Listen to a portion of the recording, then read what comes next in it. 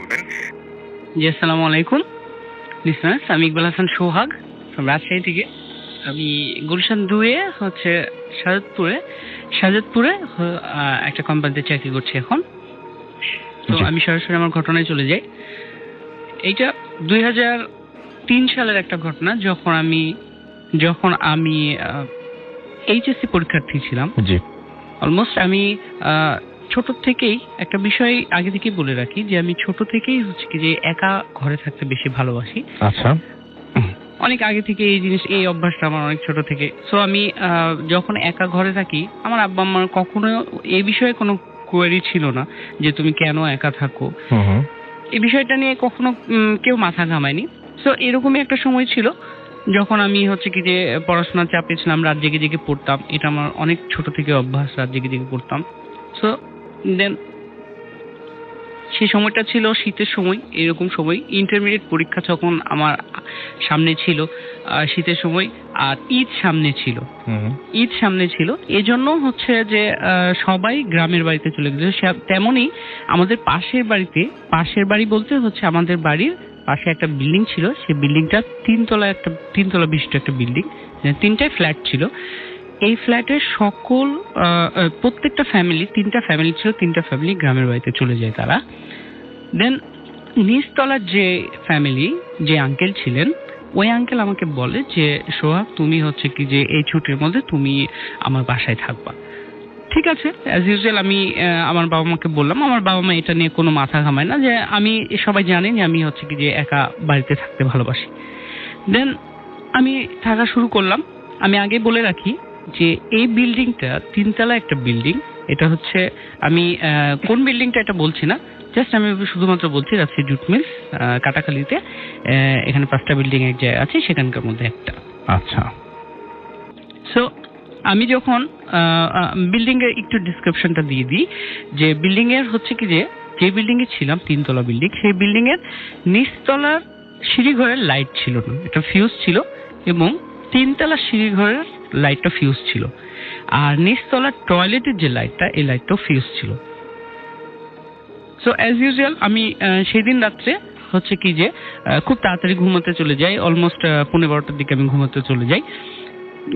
ঘুমানোর পরে অ্যাটলিস্ট আমাকে মানে 1:45টার সময় আমার ঘুমটা ভেঙে যায়। ঘুমটা ভেঙে যাওয়ার পরে আমি সরাসরি দেখতে পাচ্ছি যে নিচতলা লাইট জ্বলছে।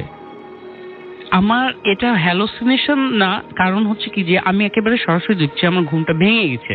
আচ্ছা। কখনো আর হ্যালোসিনেশন হলো যে ওই যে চোখে ঘুম ঘুম ভাব নিয়ে দেখছি, সেটা না, একেবারে সরাসরি আমি দেখছি যে হ্যাঁ সিঁড়িঘরের লাইটটা জ্বলছে।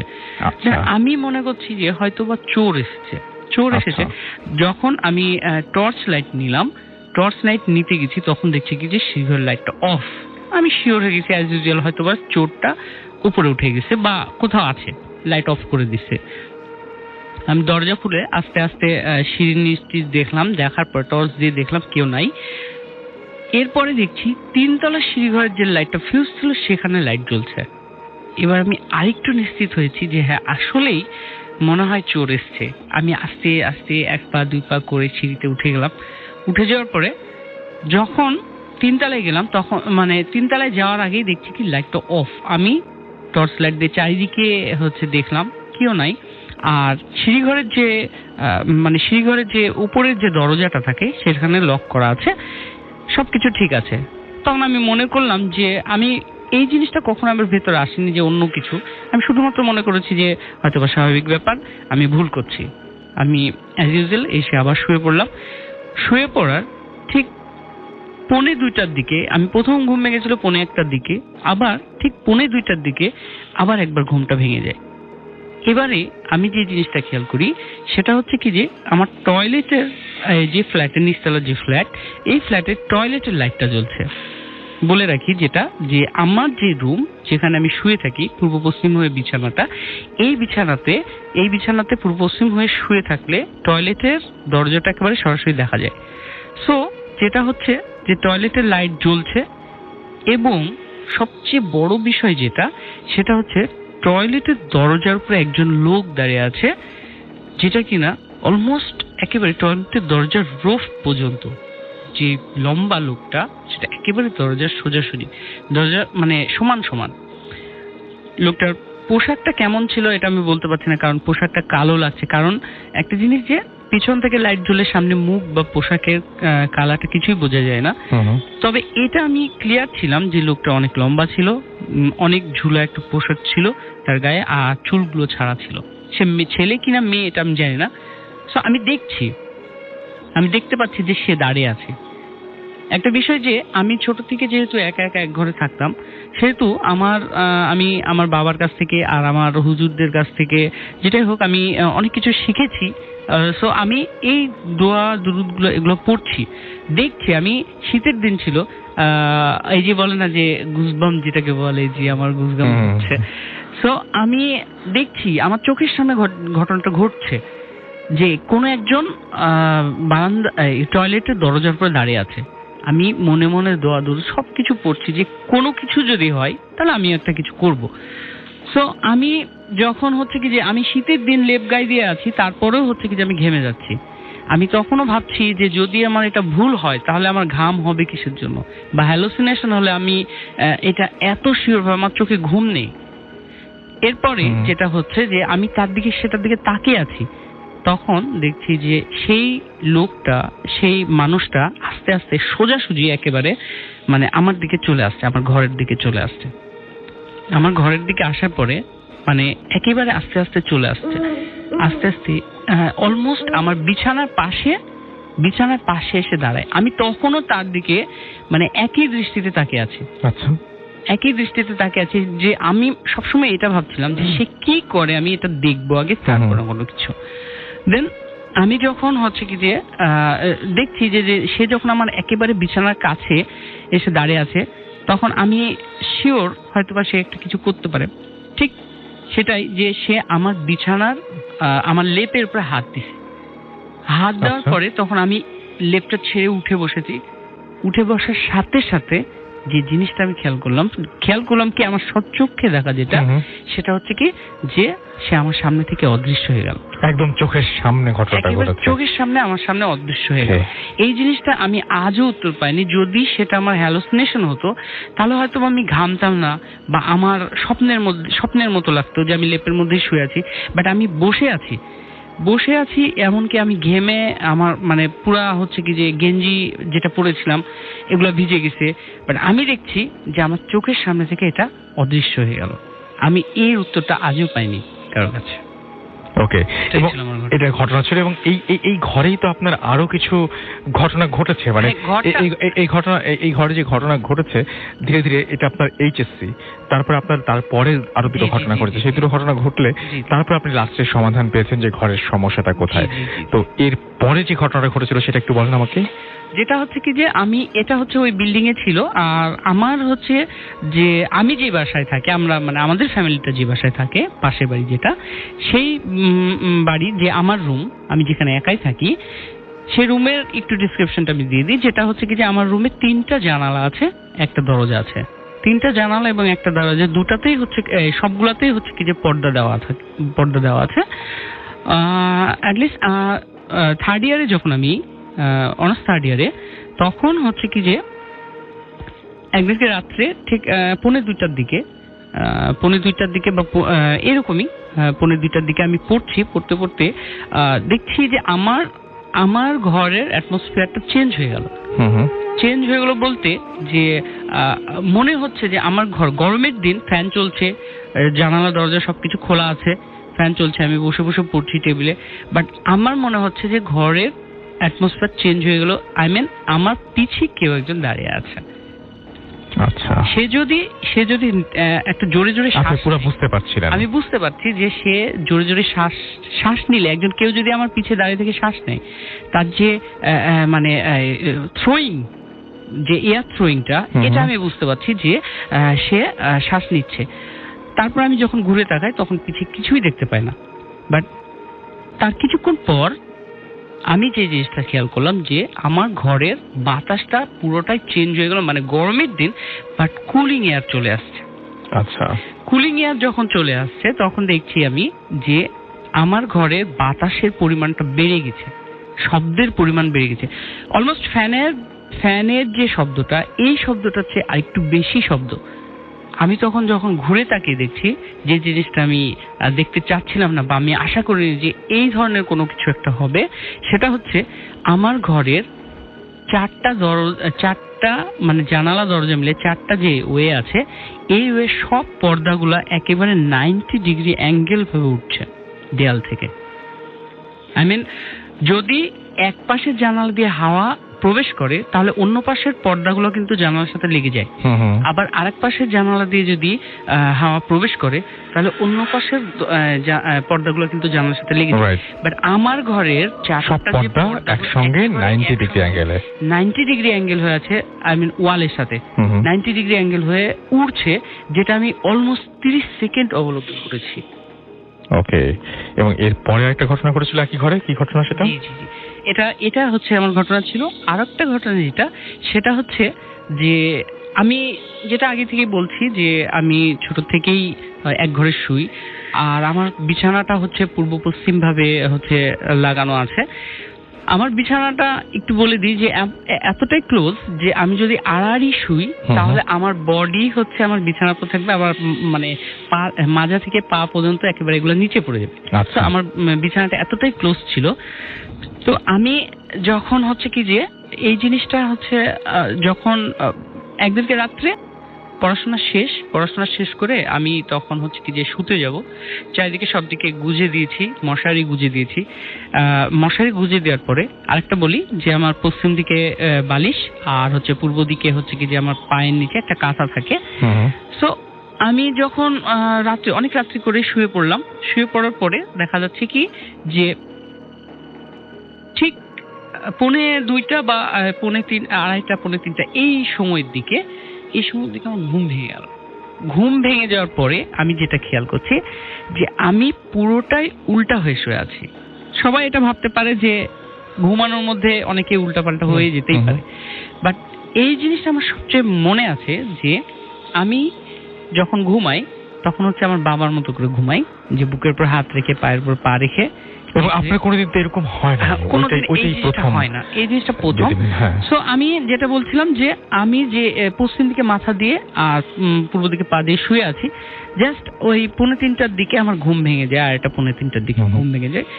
তখন আমি খেয়াল করছি যে আমি পুরোটাই উল্টা ভাবে শুয়ে আছি, মানে পশ্চিম দিকে আমার পা চলে গেছে আর হচ্ছে পূর্ব দিকে আমার মাথা চলে গেছে। আই মিন, বালিশের পর আমার পা আর কাঁথার পর আমার মাথা। একটা কথা এখানে একটু খেয়াল করি যে যদি উল্টাপাল্টা হতাম তাহলে হয়তো বা আমার মশারিটা খুলে যেত, বা আমার বিছানা একটু এলোমেলো হতো, বা আমার হচ্ছে কাঁথাটা পড়ে যেত। এগুলো কিছুই হয়নি, আমি জাস্ট একেবারে উল্টা হয়ে পড়ে আছি, মানে উল্টা যেভাবে শুয়েছিলাম ওইভাবে আছি, জাস্ট উল্টা, পজিশনটা ডিফারেন্ট। দেন আমি হচ্ছে পরের 2 দিন পরে আমার হুজুরের কাছে গেলাম। হুজুরের কাছে যাওয়ার পরে যখন আমি বললাম, আমার হুজুর, আমি সবচেয়ে বড় আশ্চর্যের বিষয় সেটা হচ্ছে কি যে আমার হুজুর আমাকে বলছে যে সোহাগ, তুমি এর আগে তোমার ঘরে কোনো কিছু কি খেয়াল করেছো, এই বাতাসের আনাগোনা?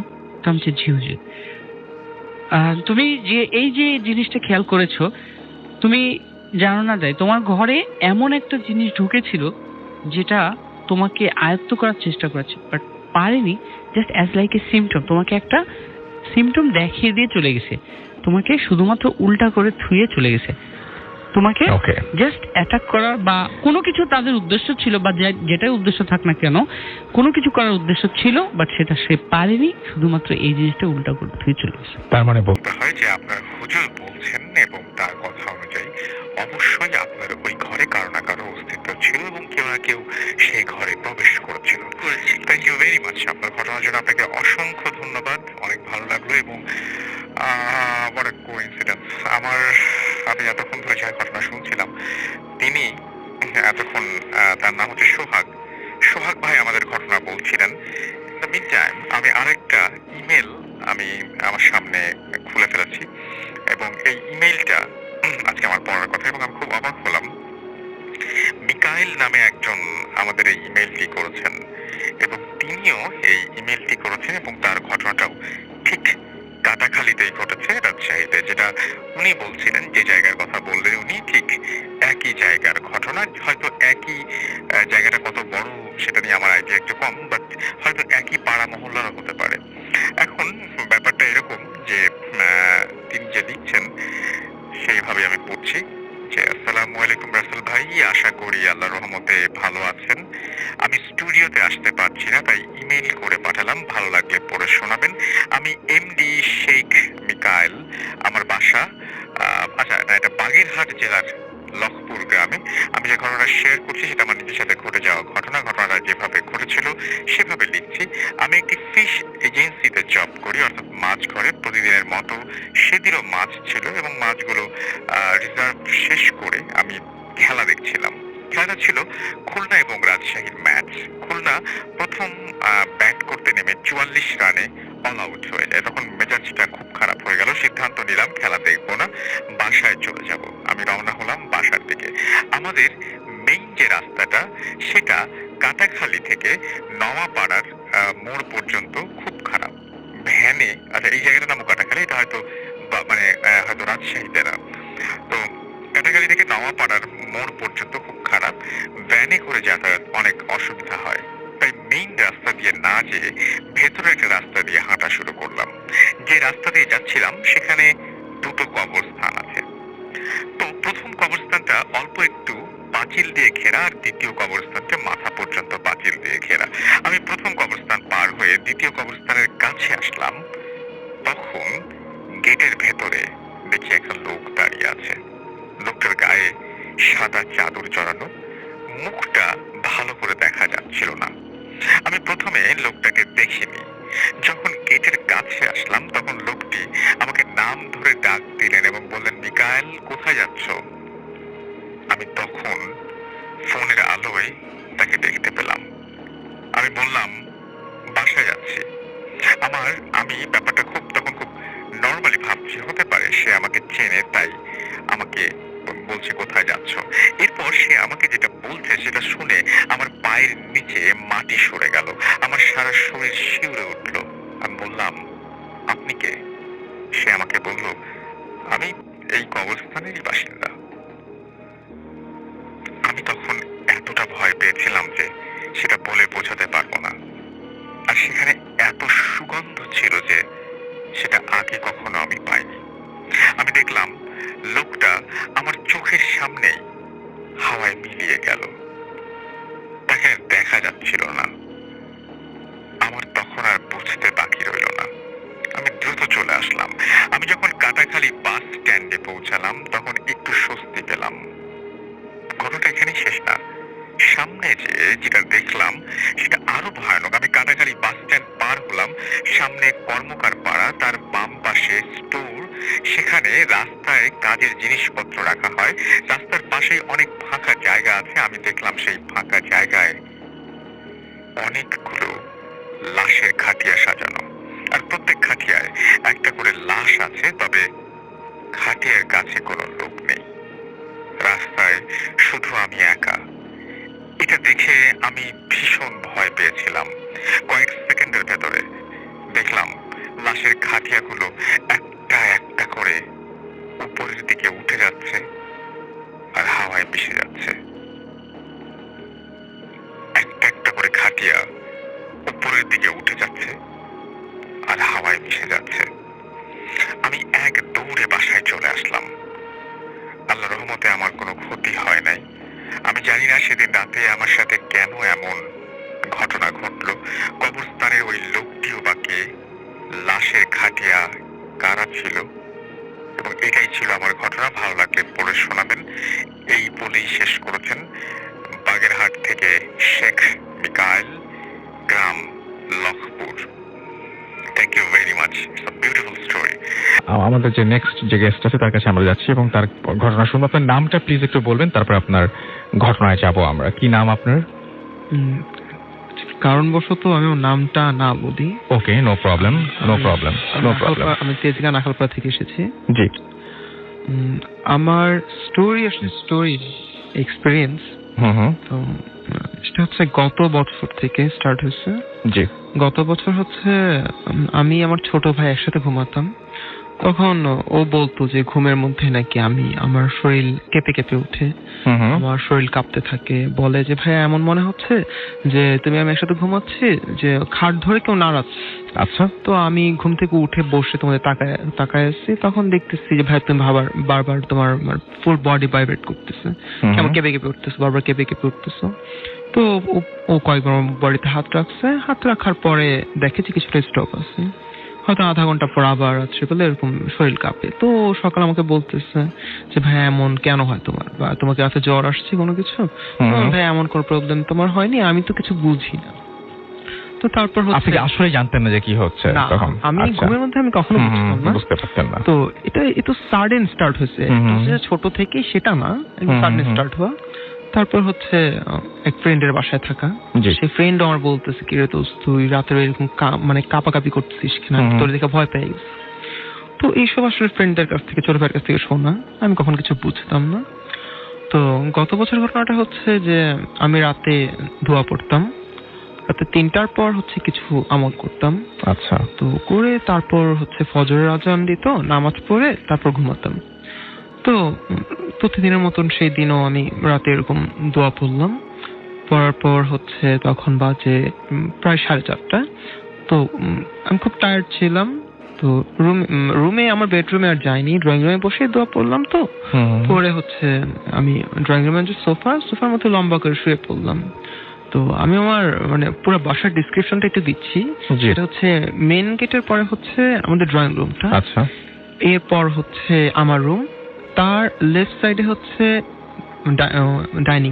ডাইনিং এর পর কিচেন, একদম কর্নারে আমার ছোট ভাইয়ের রুম, দেন আমার বাবা মার রুম, তারপর একটা স্টোর রুম।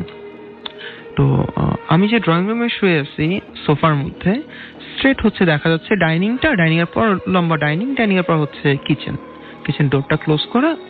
তো আমি সোফার মধ্যে শুয়ে সেম ভাবতেছি যে আজকে আর ফজরের নামাজটা না হয় না পড়লাম, ঘুম থেকে উঠে সকালে কাদা পরে নিব। তো আমি সবসময় ফোনটা আমার সাথেই রাখি, ফোনে কখনো গান শোনা হয়, একটু ওপর ডিসপ্লে দেখি। তো ওই রকম কি লম্বা করে শুয়ে আসছি, তো ডিসপ্লেটা দেখলাম যে 4:30 বাজে। 4:30 বাজে দেখে আমি শুয়ে পড়লাম, জাস্ট বুকের উপর ফোনটা রেখে। আমি ঘুমাইছি কি না আসলে আমি শিওর না। তো হঠাৎ করে যে দেখলাম আমার যে কিচেনের যে ডোরটা, ডাইনিং এর পর কিচেনের যে ডোর, সেই ডোরটা মিনিমাম একটা সিলিং এর হাইট তো থাকে 10 ফিটের মতো। তো নর্মালি একটা ডোরের হাইট থাকে 7 ফিট এরকম হবে। তো দেখতেছি যে আমার কিচেনের ডোরটা, যে ডোরের একদম উপর পর্যন্ত লম্বা একটা ব্ল্যাক একটা শ্যাডো বলতে একটা মানুষ দাঁড়ায় আছে, মানুষটা একটা ফিগার। তো টোটাল ব্ল্যাক, একদম লম্বা, হ্যাঁ, একটা কালো কাপড় পরে দাঁড়ায় আছে, কোনো ফেস নাই, কিছু দেখতে পারতেছি না। আচ্ছা। দেখার পর কিছুক্ষণের জন্য আমি আমার কোনো বডি মুভ করতে পারতেছি না, কোনো কথা বলতে পারতেছি না, এমন হচ্ছে। তারপর হঠাৎ করে দেখলাম যে সেটা চলে গেছে। এখন কি আমি ঘুমায় স্বপ্ন দেখছি নাকি আমি জেগে থেকে দেখছি সেটা আমি বলতে পারি না। সাথে সাথে আমার ফোনটা বুকের উপর ছিল, ফোনটা হাতে নিলাম, হাতে নিয়ে উঠে আমি বসে আমি জাস্ট আমার ফোনের লকটা ক্লিক করলাম। লক বাটন ক্লিক করার সাথে সাথে দেখলাম যে 4:35। তার মানে 4:30 লাস্ট আমি ফোনের ডিসপ্লে দেখে আমি জাস্ট শুয়ে জাস্ট চোখটা বন্ধ করলাম। আর এখন 4:35। তার মানে 5 মিনিট ডিউরেশনের মধ্যে কি আমি ঘুমিয়ে তারপর স্বপ্নটা দেখছি নাকি আমি না ঘুমিয়ে এটা দেখছি ঠিক বলতে পারতেছি না। তো আমি একা খুব ভয় পেয়ে গেলাম, চাইছে একবার যে ফ্যামিলিকে ডাক দিই বা কোনো কিছু, ভাবলাম আমার মা সিক, ডাক দিব, কাউকে ডিস্টার্ব করবো, তার জন্য নিজে চুপ করে আসি। টিভি অন করলাম, আমার কনসেন্ট্রেট অন্যদিকে দেওয়ার চেষ্টা করছি, লাইট পুরো বাড়ির সব লাইট ওপেন অন করে রাখছি, খুব ভয় লাগতেছে। তো কিছুক্ষণ পরে দেখলাম যে ফজরের আজান দিল, তখন 4:45 দিকে আজান দেন। তো আজান দেওয়ার পর আমি ওয়াশরুমে গেলাম, একদম ডোর সবসময় খোলা রাখলাম, যে একদম ওয়াশরুমের ডোর খুলে রেখে আমি ওয়াশরুমে গেলাম, গিয়ে ওযু করলাম। ওযু করে আসছি, আইসা ফজরের নামাজ পড়লাম। তো তখন বলতেছি যে আল্লাহ, আমি কি হয়তো খারাপ জিনিস দেখছি না ভালো জিনিস দেখছি, যে ফজর নামাজ না পড়ে ঘুমিয়ে যাচ্ছি, এর জন্য কি হয়তো আমার জায়গায় থাকার জন্য কেমন কিছু একটা দেখানো হয়েছে, নাকি আল্লাহ আমি খারাপ দেখছি না ভালো দেখছি জানি না, আল্লাহ আমি এখন ভুল করে থাকলে মাফ করে দিও। তো এইভাবে যে ব্যাপারটা কি আসলে খারাপ না ভালো আমি বুঝলাম না। তো খুব ভয়ে তারপর শুয়ে পড়লাম। কথাটা আমি ফার্স্ট শেয়ার করি হচ্ছে আমার খালার সাথে শেয়ার করার পরে হচ্ছে খালা বলতেছে যে বাবা এই সব তো কালো জিনিস দেখছো বা এরকম কোনো কিছু, বাবা এটা তো মানে কোনো ভালো সিমটম না, আর ব্যাপারটা তুমি কারোর সাথে যদি শেয়ার না করো সেটা তোমার জন্য ভালো হবে, ব্যাপারগুলো তুমি কারোর সাথে বলবো না। দেন হচ্ছে যে কথা বলতে বলতে আমার বড় ভাইয়া, তো আমার বড় ভাই আমার কাজিন আর কি, সে এখন দেশের বাইরে থাকে, তো ভাইয়ার সাথে আমি কথাটা শেয়ার করে দিলাম। শেয়ার করার পর ভাইয়া আসলে খুব ধার্মিক, সে খুব নামাজ পড়ে, খুব ভালো মানে খুব ধার্মিক মানুষ। তো ভাইয়া বলতেছে ছোটন তুমি আমার কাছে শেয়ার করছো আর কাউরে বলছো? পরে বললাম ভাইয়া আমি তো খালারে বলছি। পরে বলে দেখো তুমি কথা কাউরে বললো না, খালো আমার সেম কথা বলছে, আমার ভাইয়াও সেম কথা বলছে, তো ব্যাপারটা আমি এরপরে কারোর সাথে শেয়ার করিনি। তো আমার দেখা যাচ্ছে কি কিছু প্রবলেম হয়, সেগুলো হচ্ছে যে আমি কিচেনে যাচ্ছি বা একটু বারান্দার মধ্যে দাঁড়িয়ে আছি, মনে হচ্ছে আমার পিছনে কেউ দাঁড়িয়ে আছে, আচ্ছা এই ধরনের প্রবলেম হয়। আর হচ্ছে যে আমার মানে সবচেয়ে মেজর প্রবলেম যেটা মনে করতেছে সেটা হচ্ছে কোনো একটা কাজ আমার খুব ভালো অপরচুনিটি আসে যে কাজটা আমার হয়ে যাবে হয়েও সেই কাজটা হয় না, অ্যাক্সিডেন্টলি কোনো একটা দুর্ঘটনা ঘটে যায়, হয়তো মানে যার সাথে কাজ করতেছি তার সঙ্গে কোনো একটা ঝামেলার সৃষ্টি হয়ে যাচ্ছে, বা দেখা যাচ্ছে যে খুব ভালো একটা অপরচুনিটি পাইছি, এই কাজটা করলে আমি খুব ভালো লেভেল একটা কাজ করতে পারতেছি, হঠাৎ করে হয়ে যাচ্ছে আমার মাসিক। একদম মানে লাস্ট এমন একটা সময় গেছে যে ভালো একটা কাজে আমি যাব, ইভেন কি আজকে হচ্ছে মানে পরের দিন ভোর 5টা বাজে হচ্ছে আমি চলে যাচ্ছি বাইরে। তো আজকে সারাদিন শপিং করলাম, সন্ধ্যার পর হঠাৎ করে আমার টেস্ট করছে, রিপোর্ট আসছে, আমার ইমার্জেন্সি হসপিটালে ভর্তি করানো লাগতেছে, তার কারণে হচ্ছে আমার সব কাজ ক্যান্সেল করে দেওয়া লাগতেছে। তো এমন দেখা যাচ্ছে মানে অনেক বড় বড় অপরচুনিটি যখন আমার আসে বা যখন খুব ভালো কোনো কিছু আমার সাথে হতে যাচ্ছে, তখনই মানে কেন জানি মানে খারাপ কিছু একটা হয়ে যাচ্ছে আমার সাথে। আচ্ছা। আর তাছাড়া হচ্ছে যে আমার এমনও হয় যে অনেক মানে কারোর সাথে আমার অনেক রিলেশন থাকার পরেও সেই রিলেশনে দেখা যাচ্ছে যে মানে যখন হচ্ছে যে মানে একটা ভালো কিছু একটা নিউজের একটা মানে ব্যাপার করছেন বা এরকম কিছু ভালো কিছু একটা হয়ে যাচ্ছে, তখনই হচ্ছে যে সেই রিলেশন ব্রেকআপ বা ওরকম হতে যাচ্ছে, একদম হওয়ার মুখে হচ্ছে একটা করে ঝামেলা সৃষ্টি মানে রেগুলার হয়ে যাচ্ছে। তো আমার হচ্ছে যে শরীরে কাঁপুনি দিয়ে হচ্ছে যে আমি কিছু একটা দেখার পর হচ্ছে এমন হয় যে আমি মাঝে মধ্যে এরকম স্বপ্ন দেখতাম যে কালো কিছু একটা শ্যাডো টাইপের কিছু একটা আমার সামনে আসছে। যে চেহারাটা কেমন একটু বলবেন? আসলে চেহারা তো দেখা যেত না, জাস্ট মনে হচ্ছে এরকম 7 to 8 ফিট হাইট মিনিমাম, হ্যাঁ 7 to 8 ফিট হাইট, গায়ে কালো কাপড়, বাট কোন হচ্ছে ফেস যে দেখা যায় সেটা মানে ফেসটা হচ্ছে ঢাকা, হ্যাঁ একদম হচ্ছে মানে লুকটাই না কেমন জানি, দেখলেই মানে এত ভয় লাগে। ওর কোনো ফেস নাই, কোনো ইয়া নাই, তবে একটা মানে মানুষ আকৃতি কিছু একটা হবে, হাইট হচ্ছে 7 to 8 ফিট এরকম হবে, অনেক উঁচু, হ্যাঁ একদম কালো ড্রেস, একদম হচ্ছে মাথা থেকে পা পর্যন্ত পুরাটা ঢাকা, একটা কালো ড্রেস, পায়ে কিছু আছে না, পায়ে কিছু বা হাতে কিছু এরকম কোনো কিছু দেখা যায় না, তবে হ্যাঁ একটা যে মানুষ টাইপ, হ্যাঁ একটা ফিগার, যে মানুষের যে ফিগারটা ওই টাইপ কিছু, এটা মাস্ট বি। হ্যাঁ তার হাত আছে, পা আছে, বাট ওই যে দেখা যাচ্ছে কিছু দেখা যাচ্ছে না, একদম হাতের একটা নখ পর্যন্ত দেখা যাচ্ছে না, পায়ের একটা নখ পর্যন্ত দেখা যাচ্ছে না, মাথার একটা চুল দেখা যাচ্ছে না, একদম টোটাল হচ্ছে ব্ল্যাক দিয়ে ঢাকা। দেখা যাচ্ছে আমি যখন চুল দেখেননি, না কোনো চুল কিচ্ছু, কোনো চুল কিচ্ছু না, একদম লাইক দেখা যাচ্ছে কি একটা মানুষ দাঁড়িয়ে আছে, এর উপর হচ্ছে একটা কালো কাপড়, যদি জাস্ট লম্বা কালো কাপড় ছেড়ে দেয়া হয়, যেই ফিগারটা চলে আসবে, এবার যে ফিগারটা চলে আসবে একদম দ্যাটস ইট। তার মানে একটা মানুষকে যদি পুরোপুরি কালো কাপড় দিয়ে ঢেকে দেওয়া হয় মাথার উপর থেকে, হ্যাঁ একদম মানে লম্বা হাইটের একটা কাপড় দিয়ে যদি মাথার উপর থেকে মানুষকে ঢেকে দেওয়া হয়, জাস্ট একটা ফিগার যে শো করবে, জাস্ট এইটাই, বেশি কোনো কিছুই না। আর হচ্ছে হ্যাঁ দেখা যাচ্ছে যে মানে একদম যে চিকন লম্বা না সেরকম না, একটা মানুষের ফিগারটা যেরকম হয় একটু হেলদি টাইপের, এর উপর যদি একটা ব্ল্যাক একটা কাপড় পুরো তার মাথা থেকে পা পর্যন্ত ঢেকে দেওয়া হয়, যে শেপটা আসবে একদম দ্যাটস ইট। দেখা যাচ্ছে এই স্বপ্নটা হচ্ছে আমি রেগুলারই আগে দেখতাম হচ্ছে স্বপ্ন দেখছি, দেখা যাচ্ছে দেখার পরে যে ধরলেন যে আজকে রাতে দেখছি, কালে ঘুম থেকে উঠছে না, স্বপ্ন দেখতাম বলতে হচ্ছে কি মাঝে মধ্যে এমন হতো যে সারা রাত্রিতে ঘুমালে আমি এই জিনিসটা দেখতেছি বলতে যে সামনে দেখতেছি সেটা না, স্বপ্ন দেখতেছি আমার বাবা মা আছে, সবাই আছে, এর সাথে হচ্ছে এই জিনিসটা দেখে আমি ভয় পাচ্ছি। স্বপ্ন দেখে আমি ঘুম থেকে উঠে যাচ্ছি, উঠে যাওয়ার পর আমি দেখতেছি আমার পাশে কেউ নাই, হ্যাঁ মানে অন্য কিছু দেখতেছি না, সামনাসামনি কেউ বসে আছে, এসব কিছু দেখছি, এসব কিছু না, আবার ঘুমাচ্ছি, হয়তো আধা ঘন্টা 1 ঘন্টা পর আবার ঘুমাচ্ছি কতক্ষণ 10 মিনিট 15 মিনিট, আবার সে স্বপ্ন দেখলাম। এমন কিছু রাত গেছে যে একই রাত্রে আমি 5 থেকে 6 বার একটু ঘুমাচ্ছি, একটু করে স্বপ্ন দেখতেছি। সাথে সাথে হয় কি পরের দিন সকালে একদম টানা 2 দিন আমি কিছুই খেতে পারি না, খাওয়ার মতো কোনো রুচি থাকে না আমার মুখে, একদম কিছু খেতে পারি না, আর হয়তো আমি চোখ বন্ধই করতে পারি না, এমন অবস্থা হয়ে যায় যে ঘুমালে তো আমি এটা স্বপ্ন দেখবো, তার জন্য ভয় ঘুমাতে পারি না। 2 দিন দেখা যাচ্ছে খাওয়া ঘুম একদম বন্ধ, ইভেন কি দেখা যাচ্ছে 2 দিন আমি এত সিক হয়ে পড়ি যে হচ্ছে মানে একদম আমার গায়ে কোনো শক্তি নেই, 2 দিন হচ্ছে শুকায়, আমার চেহারা টেহারা একদম চেঞ্জ হয়ে যায়। তো হচ্ছে এই ধরনের প্রবলেম দেখার পর, কয়েকবার দেখার পর হচ্ছে আমি কয়েকজন মানে হুজুর টাইপের ওনাকে দেখাইতে গেছি। কেউ কেউ হয়তো মানে আমার ট্রিটমেন্ট করতে স্ট্রেট মানা করে দিচ্ছে যে আসলে আমাদের ধারা হবে না, আমরা পারবো না। আবার কিছু কিছু মানুষের কাছে গেছে, ওনার এভাবে বলছে, মানে ডিরেক্টলি বলতে পারেনি, রিলেটিভ টাইপ যারা, ওনার মানে ডিরেক্ট বলেনি, ডিরেক্ট না করেনি, আচ্ছা বাবা হ্যাঁ ঠিক আছে দেখবো, বাবা তুমি আজকে না কালকে আসো, নেক্সট উইক অ্যাভয়েড করেছে বলতে পারা যায়। মানে ডিরেক্টলি তো কিছু বলতে পারে না, ইনডিরেক্টলি অ্যাভয়েড করছে। তারপর হচ্ছে একবার, 2বার, 3বার, কতবার দেখা যাচ্ছে আমার ফ্যামিলিও বলতেছে ঠিক আছে সে হয়তো আজকে বিজি আছে, কালকে যাও না, পরশু যাও না। তো ব্যাপারটা আমি বুঝতেছি যে তার হচ্ছে ইনডিরেক্টলি আমার অ্যাভয়েড করতেছে। তো তারপর হচ্ছে নিজের থেকে আস্তে আস্তে ইগনোর করা। তো মূলত হচ্ছে যে এই যে আমার যে এই ধরনের প্রবলেমটা, রাতের স্বপ্ন দেখে, এটা হচ্ছে আমার সবচেয়ে মানে বেশি প্রবলেম হতো, যে রাতের ঘুম একদম নাই। তো এখনো হচ্ছে আমার এই যে মানে কিছু কিছু কাজ হবে বলে হয় না, এটা এখনো হচ্ছে। কিন্তু যে রাতের যে ঘুমের যে ব্যাপারটা, সেটা হচ্ছে আমার বাবা তেজগাঁর হচ্ছে রহিম মেটাল মসজিদ, সে মসজিদের হুজুর যে ওনাকে নিয়ে গেছিল আমার বাসায়, যাওয়ার পর বলতেছে যে ভাই আপনার তো ভাতিজার এই প্রবলেম, আপনি কিছু কি করবেন করেন। তো ওই যে আঙ্কেল ছিল উনি হচ্ছে আমাকে 2টা তাবিজ দিয়েছে, বলছে যে একটা হচ্ছে তোমার হাতে রাখবা, ডান হাতে পরে থাকবা, আর একটা হচ্ছে তোমার বালিশের মধ্যে, যে বালিশে তুমি ঘুমাও রেগুলার, সেই বালিশের মধ্যে রেখে দিবা। ওই বালিশে মাথায় তুমি সবসময় ঘুমাবা, তো ওই বালিশ ছাড়া তুমি ঘুমাবা না। আর এই তাবিজ যদি তোমার সাথে রাখো আর এই বালিশে যদি ঘুমাও, তাহলে ইনশাআল্লাহ কোনো প্রবলেম হবে না। আর তোমাদের বাসায় একটু প্রবলেম আছে টুকটাক, ওইটা আমি দেখতেছি। তো এই বলে যে সে চলে গেল।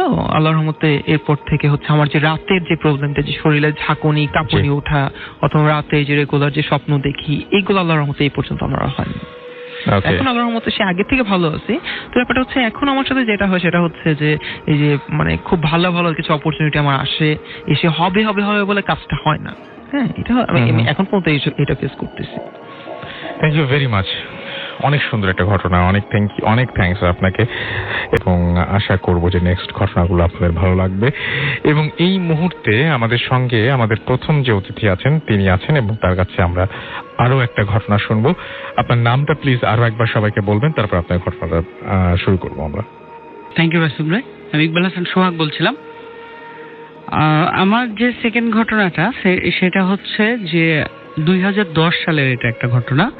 আমি কোনো একটা কাজে নাটোরের নাজিরপুর নামের একটা গ্রামে যাই, সেখানে হচ্ছে যে সেই কাজটা সারি আমি।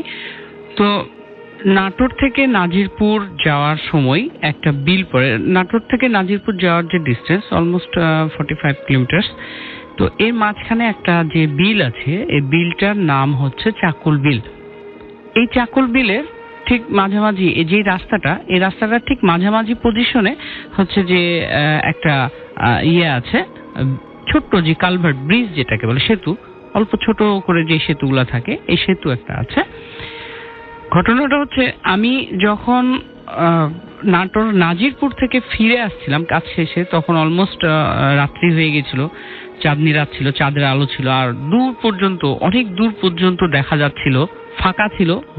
বিল সম্ভবত ফাঁকাই হয়, একেবারে অনেক ফাঁকা, আর মাঝখান দিয়ে রাস্তা, চাঁদনি রাতে দেখা যাচ্ছিল। তো আমি গ্রামের পথে যেই গাড়িগুলো চলে, যেটা ওই যে কি ভুটভুটি বলে যেটাকে, বা হচ্ছে নসিমন যেটাকে বলে, তো এগুলোতে করে আসছিলাম। তো আমার পাশে একজন বৃদ্ধ লোক বসেছিলেন। আমি ওনার সাথে গল্প করছি, অনেকটা রাস্তা, অনেকটা পথ, এই জন্য ওনার সাথে গল্প করছিলাম। গল্প করতে করতে উনি আমাকে এই রাস্তাটার একটা সত্য ঘটনাটা আমাকে বলেন। এই ঘটনাটা ঘটে এই নাজিরপুর গ্রামেরই। বিষয়টা হচ্ছে যে সেই যে ব্রিজ, এই ব্রিজটা, আরো একটা কথা বলে রাখি ভালো, যেটা হচ্ছে যে এই ব্রিজের দক্ষিণ পাশে প্রায় 100 গজ দূরে একটা বটের গাছ আছে, এটা এখনো আছে। তো ঘটনা সেটা হচ্ছে কি যে অনেক বছর আগে একজন ভাই তার নিজের বোনকে জমি জমার জের ধরে হচ্ছে জবাই করে এই ব্রিজের নিচে ফেলে যায়। আচ্ছা, এই ব্রিজের নিচে যখন ফেলে যায়, পরের দিন হচ্ছে কি যে পুলিশ যখন আসার পরে এই লাশগুলোকে নিয়ে যাওয়ার জন্য একজন ভ্যানওয়ালাকে তারা হায়ার করে। আর এই ভ্যানওয়ালাটা ছিল হচ্ছে যে এই নাজিরপুর গ্রামের। আচ্ছা, উনি অ্যাজ ইউজুয়াল উনি লাশটাকে সুন্দর করে হচ্ছে পাটি দিয়ে পেঁচিয়ে উনি ভ্যানের উপরে তুলে নেয়। তোলার পরে তিনি অ্যাজ ইউজুয়াল থানায় চলে যান। থানায় চলে যাওয়ার পরে লাশ দেওয়ার পরে তিনি চলে আসেন। তিনি কাজ করছেন, কোনো সমস্যা হচ্ছে না। একদিন রাত্রে শুধুমাত্র ঘটনাটা ঘটে তার সাথে ঘটনাটা ঘটে, প্রথম শুরু হয় তার সাথেই। একদিন রাত্রে, অনেক রাত্রে তিনি হচ্ছে কাজ শেষ করে বাড়ি ফিরছিলেন। বাড়ি ফেরার পথে তিনি ওই যে বটগাছ তলায় যখন হচ্ছে সে আসে, তখন কোনো একটা ছোট বাচ্চা মেয়ের কান্না শুনতে পায়। সো অ্যাজ ইউজুয়াল এত রাত্রে হচ্ছে কি যে কোনো একটা মেয়ে যদি কান্না করে, একজন লোক স্বাভাবিকভাবে প্রশ্ন করতেই পারে কে ওখানে। তিনিও সেভাবেই করেছিলেন, কে ওখানে, কাঁদছো কিসের জন্য, কোথায় যাবা, এইভাবে অনেক ধরনের প্রশ্ন করে। ওখান থেকে শুধুমাত্র একটাই আওয়াজ আসে, আমি নাজিরপুরে যাব। তখন সেই ভ্যানওয়ালা লোকটি তখন বলে যে আচ্ছা ঠিক আছে, তুমি আমার সাথে চলো। এই বলে লোকটি ভ্যান থেকে নেমে সুন্দরভাবে হাতটা বাড়িয়ে দেয় যে তুমি আমার সাথে আসো। আশ্চর্য বিষয় এই জায়গায় যেটা হচ্ছে যে উনি কি করে, ভ্যানওয়ালা ওই মেয়েটির হাত ধরবে কিনা, ওই মেয়েটি ভ্যানওয়ালার হাতটা ধরে নেয়। ধরার পরে খুব জোরে চাপ দিয়ে ধরে এবং টান দেয়। তখন ভ্যানওয়ালা বুঝে কি, মানে ভ্যানওয়ালা ভাবে যে এটা আসলেই অন্য কিছু, এটা মানে ছোট বাচ্চা না। তিনি খুব দ্রুত হাতটা ছেড়ে তিনি হচ্ছে কি যে ভ্যান নিয়ে ওখান থেকে তাড়াতাড়ি সরে যাওয়ার চেষ্টা করেন। আমি আগেই বলেছি যে বটগাছ থেকে ব্রিজটি হচ্ছে 100 গজ দূরে। তো যত দ্রুত যাওয়ার চেষ্টা করে, ব্রিজ পার হওয়ার চেষ্টা করে, সে কিন্তু পারে না, তত দ্রুত ব্রিজ পার হতে পারে না, মানে ব্রিজের কাছে যেতে পারছে না। তার মানে কি, তাকে পিছন থেকে বা তার গাড়িটি অনেক ভারী হয়ে গেছে, সে এরকম ফিল করছে। অলমোস্ট যখন সে ব্রিজের কাছে পৌঁছে যায়, আর সে তো মনে মনে দোয়া দরুদ পড়ছে, আল্লাহর নাম করছে, দোয়া দরুদ করছে, কি বিপদে পড়েছে। সে যখন ব্রিজের কাছে পৌঁছে যায়, তখন মানে সে যে জিনিসটা দেখে সেটা সবচেয়ে আশ্চর্যজনক জিনিস ছিল, যেটা হচ্ছে যে সে ব্রিজের উপরে দেখছে যে পুরো ব্রিজটা রক্তে ভেজা, এবং সেই মেয়েটাকে জবাই করা হয়েছিল, সেই মেয়েটা একেবারে সেই মেয়েটার কাটা মাথাটা ব্রিজের মাঝখানে, আর যে তার শরীরটা ছিল, মাথা ছাড়া যে শরীরটা, এই শরীরটা ব্রিজের দুপাশে যে রেলিংটা থাকে, এই দুই রেলিং এর উপরে পা দিয়ে দাঁড়িয়ে আছে। আচ্ছা, সে এই জিনিসটা দেখার জন্য সে একেবারে প্রস্তুত ছিল না। তারপরে সে খুব করে দোয়া দরুদ পড়তে থাকে, পড়তে আস্তে আস্তে এগিয়ে যেতে মানে এতটাই শক্তি দিয়ে সে করছে। তখন সে বলিষ্ঠ একজন মানুষ, তারপরে এতটা শক্তি দিয়ে সে ভ্যানটাকে টেনে নিয়ে যাচ্ছে।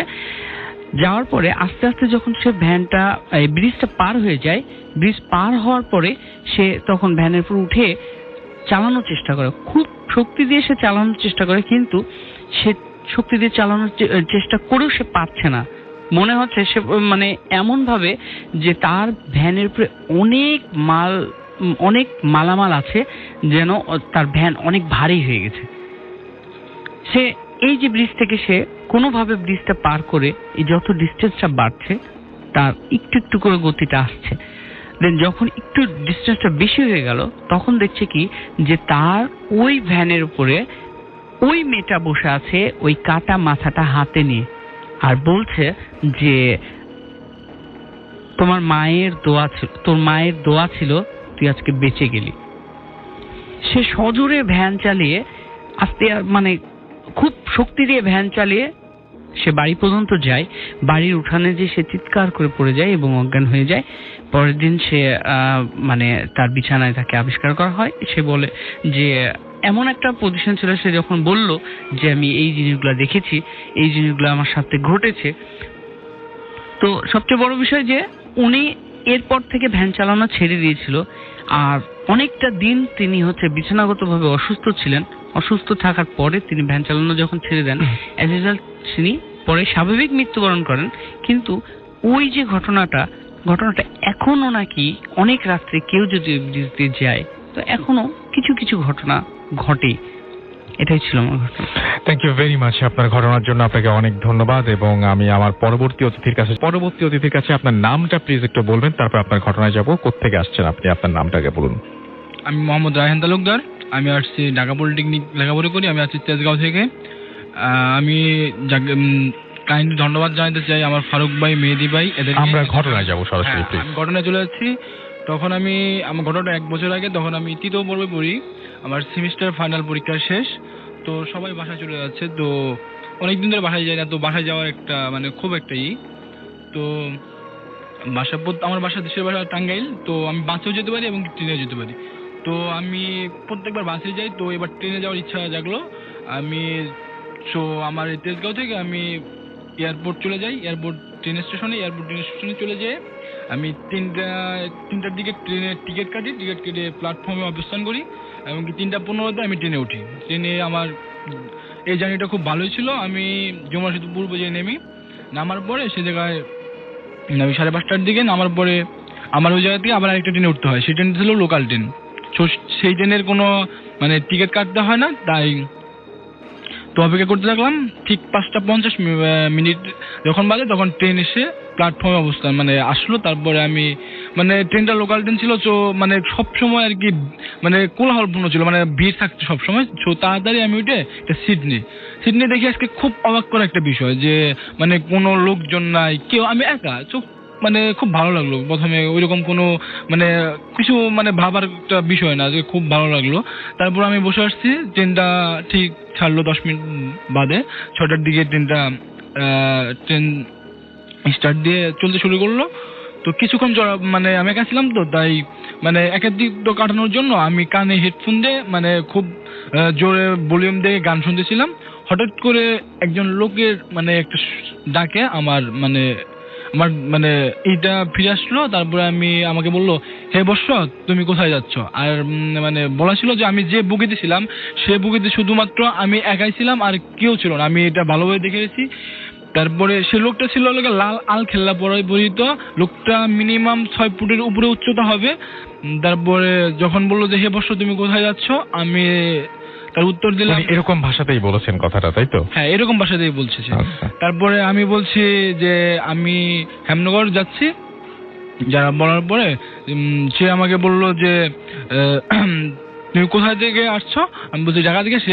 সে বলে আমার হাতে একটা লাল সুতো আর কি বেঁধে দিল, বললো যে এটা তোমার কাছে রাখবা, কোনো বিপদ আপদ কোনো কিছু হবে না।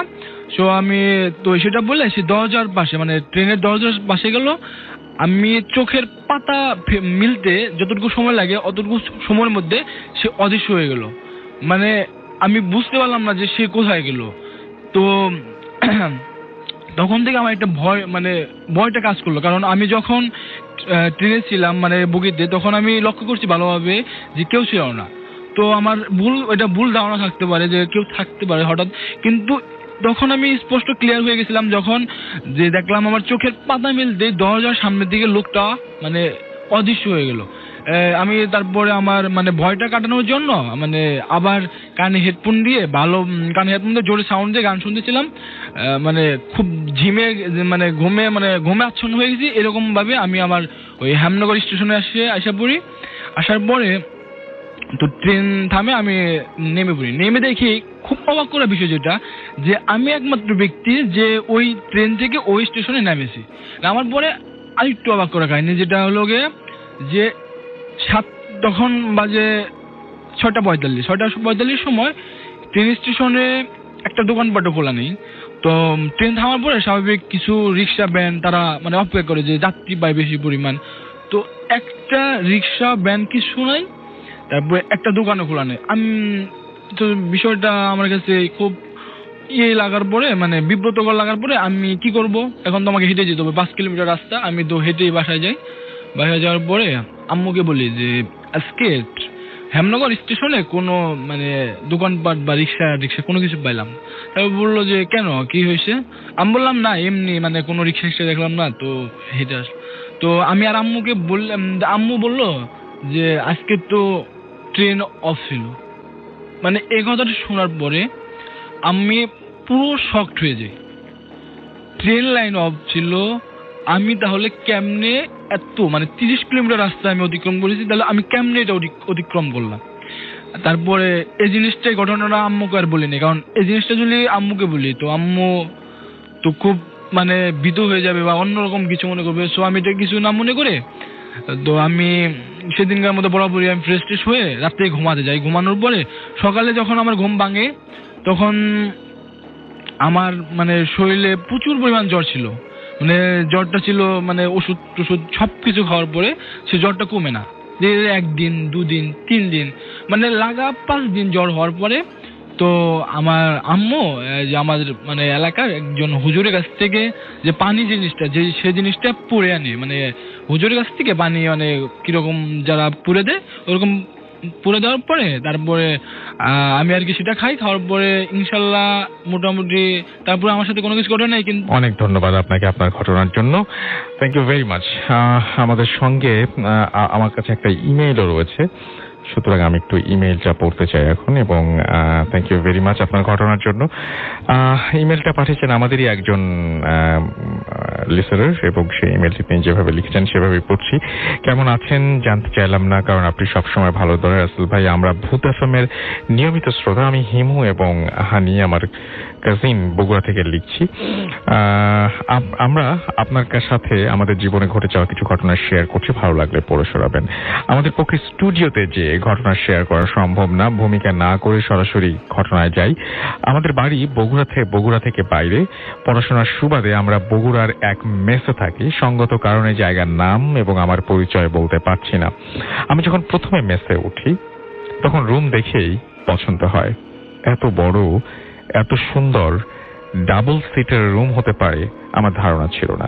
মেসে আমি এবং হানি এক রুমেই থাকি। আমাদের দিনগুলো স্বাভাবিকভাবেই চলছিল, কিন্তু আজ থেকে 2 মাস আগে কিছু অস্বাভাবিক ঘটনা ঘটতে শুরু করে। সকালে প্রাইভেট থাকায় সেই রাতে একটু তাড়াতাড়ি, আনুমানিক রাত 12টায় আমরা ঘুমিয়ে যাই। হঠাৎ করে হানির ঘুম ভেঙে যায়। সে মৃদু আলোতে দেখে যে একটি মানুষ আকৃতির অবয়ব আমার বিছানার কাছে দাঁড়িয়ে আছে। অবয়বটি ধীরে ধীরে আমার কাছে আসছে। একটা সময় আমার গলা চেপে ধরার চেষ্টা করছে এবং হানির দিকে তাকিয়ে ভয়ঙ্কর ভাবে হাসছে। হানি যেন নিজের চোখকে বিশ্বাস করতে পারছিল না। এক পলকে সে দেখলো অবয়বটি চাদরে মোড়ানো, ব্ল্যাক শ্যাডো টাইপের, আর চোখ দুটো অদ্ভুত ধরনের লাল। সে এসব সহ্য করতে না পেরে চিৎকার করতে চেষ্টা করলো, কিন্তু ওর গলা থেকে আওয়াজ বের হচ্ছিল না। ঘটনাটা এখানে শেষ হলে ভালো হতো, কিন্তু এরপরই হানি দেখলো যে অবয়বটি ওর শরীরের ভেতরে 1 সেকেন্ডের মধ্যে ঢুকে গেল। তারপর ওর আর কিছু মনে নেই। সকালে উঠে আমার সাথে সব শেয়ার করে, কিন্তু ব্যাপারটাকে আমি সিরিয়াসলি নেইনি। এর কিছুদিন পর আমার সাথেও অদ্ভুত কিছু ঘটনা ঘটতে শুরু করে। আমি পড়া শেষ করে যথারীতি বই টেবিলে রেখে ঘুমাই, কিন্তু সকালে উঠে দেখি যে বই টেবিলে ছিল না। সারা ঘর তন্ন তন্ন করে খুঁজি, কোনো লাভ হয়নি। এর মধ্যে আমাদের রুমে কেউ এসে বই সরানোও সম্ভব না। প্রায় 15 দিন পর একদিন সকালে বইটি মেঝেতে পড়ে থাকতে দেখি। বইটি কিভাবে উধাও হলো, আবার কিভাবে মেঝেতে আসলো, এর কোনো উত্তর আমার জানা নেই। এছাড়াও মাঝে মধ্যে কিছু কিছু প্রয়োজনীয় জিনিস উধাও হয়ে যায়। হয়তোবা ঘটনাটির সূচনা অনেক আগে। হানি আমার রুমে আসার আগে আমার সাথে আমার বান্ধবী থাকতো। ও মাঝে মাঝে রুমের ভেতর একটি মেয়েকে দেখতে পেত। আমাকে অনেকবার বলেছে, কিন্তু আমি বিশ্বাস করিনি। এরপর একদিন ও আমাকে তাড়াতাড়ি ঘুমিয়ে পড়তে বলে। ও অনেক আগে তাড়াতাড়ি ঘুমিয়ে পড়ে। আমি তখনও পড়ছিলাম। হঠাৎ লক্ষ্য করলাম ও কার সাথে যেন কি কথা বলছে। পরের দিন সকালে ওকে জিজ্ঞেস করায় ও কিছু বলেনি, শুধু বলেছে এ রুমে কিছু না কিছু সমস্যা আছে, ও আর এখানে থাকতে পারবে না। এরপর মেস পাল্টায়। আমি তখনও ব্যাপারটা কেয়ার করিনি। ঘটনাক্রমে একদিন রাতে আমাকে একা থাকতে হয়। হঠাৎ করে রাত 12টার পর রুমের মধ্যে গোঙানির শব্দ শুরু হয়। শব্দটি ক্রমেই বাড়তে লাগলো। আমি ভাবলাম শব্দটা বাইরে থেকে আসছিল, তাই রুমের জানালা খুলি, কিন্তু বাইরের কিছু দেখতে পাইনি। তখন আমি ভয় পেতে শুরু করি, ভয়ে আমি দোয়া পড়তে শুরু করি। এক সময় আওয়াজটি থেমে যায়। সেদিন আমার সাথে আর কিছু হয়নি।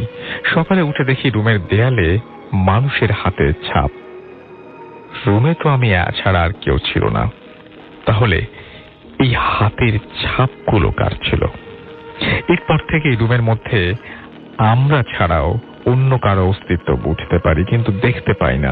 রুমের মধ্যে কারো হাঁটার শব্দ শুনতে পাই। বাথরুমেও টুকটাপ কারো গোসলের শব্দ পাই, কিন্তু বাথরুমে গেলে কেউ নেই। এখানে বলে রাখা ভালো যে আমাদের রুমের সাথে অ্যাটাচড বাথরুম। আমরা রুম গুছিয়ে বাইরে গেলেও এসে দেখতে পাই রুমটি অগোছালো হয়ে আছে। আমরা লক করে বাইরে যাই রুম। আর রুমের চাবি শুধু আমাদের দুজনের কাছে আছে, তাই অন্য কারো পক্ষে সম্ভব না যে রুমে এসে রুম অগোছালো করবে। আর সব সহ্য করতে না পেরে মেসের বড় আপুদের কাছে সব শেয়ার করি। প্রথমে আপুরা কিছু বলতে চায়নি। অনেক জোড়াছুটির পর বলে যে আমাদের রুমে যারাই থাকতে আসে তারাই কিছু না কিছু প্রবলেম ফেস করে, কিন্তু এর কারণ আজও কেউ জানে না।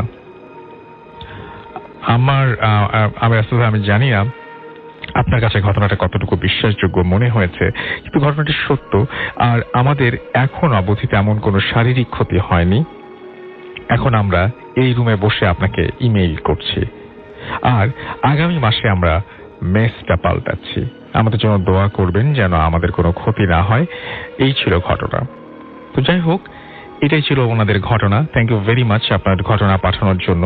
আমি একটু আগেও ভাবছিলাম যে অনেকেই মনে করেন যে এই সমস্ত ঘটনা বা আমরা যা বলি বা এখানে যা শুনি তার সবই হয়তো ফ্যান্টাসি, হয়তো ঘোস্ট বলি আর যাই বলি, এটার আসলে কোনো অস্তিত্ব এক্সিস্ট করে না, এগুলো কিছু নাই, আমরা সব এমনি এমনি হয়তো বলি। কিন্তু রেগুলার প্রতিদিন কোনো না কোথাও এই ভয়ের ঘটনাগুলো কেন ঘটছে, এটাই একটা বিরাট প্রশ্নের ব্যাপার। আপনি যদি এই প্রশ্নের জবাব দিতে পারেন, আমাকে যদি বোঝাতে সক্ষম হন, তাহলে তো সমস্যার সমাধান হয়ে গেল। বাট যদি বোঝাতে না পারেন, তাহলে এই ঘটনা কিন্তু এই রহস্য কিন্তু ভেদ করা অসম্ভব হবে, এবং এই বিতর্কও চলবে এবং এই ঘটনাও চলতে থাকবে।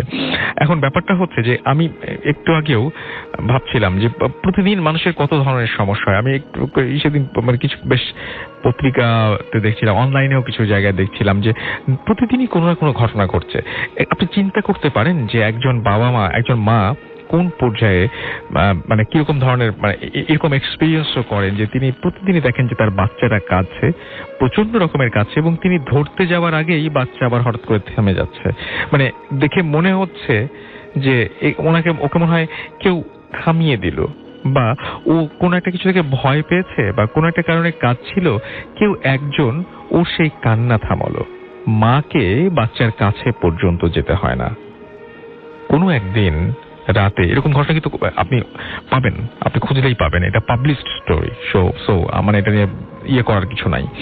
তো কোনো এক রাতে হঠাৎ করে মা আবিষ্কার করলো বাচ্চা আবারও কাঁদছে, এবং বাচ্চাকে তিনি কোলে নিলেন, এবং কোলে নিয়ে দেখলেন যে বাচ্চা তখনও থামছে না। হঠাৎ করে একটা লালাবাইয়ের আওয়াজ পেলেন। দেখলেন যে কেউ একজন হাতে একটা লালাবাই গাইছে, এবং বাচ্চা যেন সেটা শুনে আস্তে আস্তে কান্না থামিয়ে দিল। অদ্ভুত না? হ্যাঁ, তো এইরকম ঘটনা প্রতিদিনই ঘটছে। এই সমস্ত ঘটনার ব্যাখ্যা কি? কর্ণফুলী নদী কেন্দ্রিক একেবারেই চট্টগ্রামের ঘটনা। চলুন শুনে আসি তুষারের কাছ থেকে। আসসালামু আলাইকুম লিসেনার্স। রাসেল ভাইকে খুব বেশি থ্যাংক ইউ আমাকে আজকে সুযোগ দেওয়ার জন্য। আজকে চট্টগ্রামের এপিসোড, যেহেতু চট্টগ্রামের মূলত যে জিনিসটা নিয়ে মূলত পরিচিত, ওই জিনিসটা নিয়েই আমার স্টোরিটা। তো আজকে আমার স্টোরিটা আমি শেয়ার করছি। আমার নাম হচ্ছে তুষার, আমি এসেছি মুরাদপুর বিবিরহাট থেকে। আমার স্টোরিটা হচ্ছে চট্টগ্রামের কর্ণফুলী নদীকে নিয়ে। আর আমার সাথে যখন ঘটনাটি হয়েছে, এটা গত বছর এই টাইমেই, শীতের টাইমে। তো তখন আমার বাসা ছিল নতুন ব্রিজের ওই পারে, মসজিদটেক নামক একটা জায়গা আছে, সেখানে আমার নতুন বাড়ি করেছে আমার আপু।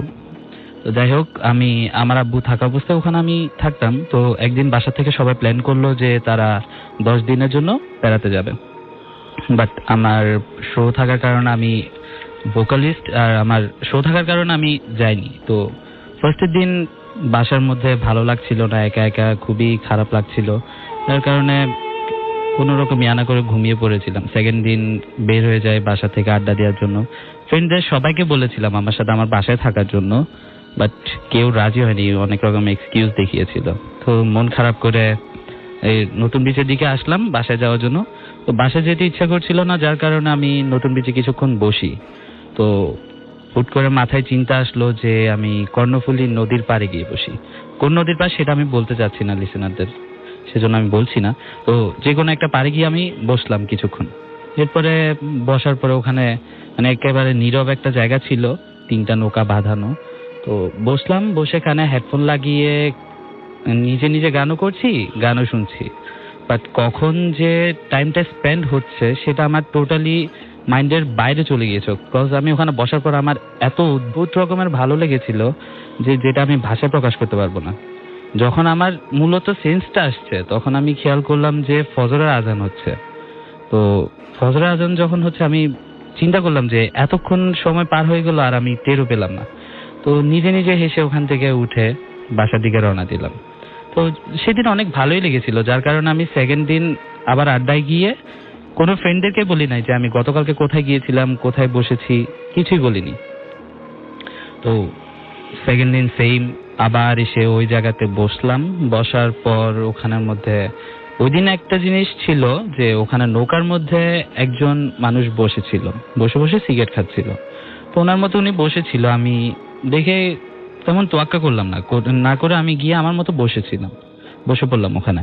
তো বসার পরে আমার মতো আমি আমার যা ইচ্ছা তাই করছিলাম। ওখানে একটা বাল্ব ছিল, মানে মোটামুটি আলো ছিল, অন্ধকার ছিল তেমনও না। তো বসার পরে ওখানের মধ্যে লোকটা প্রায় 3টার দিকে মেবি চলে যাচ্ছিল আমার পাশে দিয়ে। তখন লাইটের আলোতে ওই লোকটার ফেসটা আমি দেখতে পাই, টোটালি দেখতে পাই নর্মাল সাদা সিধা একজন মানুষ, নর্মালি একেবারে। তো তেমন অ্যাবনর্মালিটি ছিল না সেখানে। তো আমিও তেমন করিনি।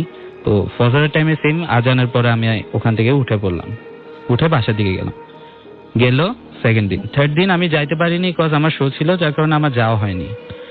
চতুর্থ দিন ওখানের মধ্যে আবার গেলাম। যাওয়ার পরে ওখানের মধ্যে ওই লোকটা সেম নৌকার মধ্যেই বসা ছিল। তো সেদিন একটা জিনিস আমার থেকে খুবই অকওয়ার্ড লাগছিল, কারণ উনি বারবার আমার দিকে তাকাচ্ছিল, যেটা আমাকে খুবই আনকমফোর্টেবল ফিল করাচ্ছিল। তো সেখানের মধ্যে যখন উনি আমার দিকে তাকাচ্ছিল আমি চিন্তা করলাম যে আজকে না থাকাই ভালো, কজ ওখানে যদি আমার অ্যাবনর্মালিটি চিন্তা আসেনি, আমার চিন্তা এসেছিল যদি আমি ছিনতাই হই, আমাকে যদি ছিনতাই করে, ওই জিনিসটা চিন্তা এসেছিল, যার কারণে আমি ওখান থেকে চলে যাই। গেল চতুর্থ দিন। পঞ্চম দিন আবার গেলাম, যাওয়ার পরে দেখলাম ওখানে লোকটা নাই। তো নিজে নিজে খুশি হলাম, থাক নাই আজকে বসি। বসার পরে হঠাৎ করে বসার প্রায় ঘন্টাখানেক পরে হঠাৎ করে খেয়াল করলাম যে আমার পাশে দিয়ে একটা শ্যাডো পাস হচ্ছে। তো হঠাৎ করে হয় না পাশে দিয়ে কিছু হেঁটে গেলে চমকাই উঠে, ওরকম আমিও চমকে গিয়েছিলাম। তো দেখলাম ওই মানুষটা বলছে, মামা ডরাইয়েন না, আমি আইছি। তো কথাটা শুনে আমার মেজাজ খারাপ হয়ে গেছে। আপনি আসছেন মানে আপনি কে? বলতেছে, মামা আমি তো এখানে থাকি, এখানে নৌকা চালাই।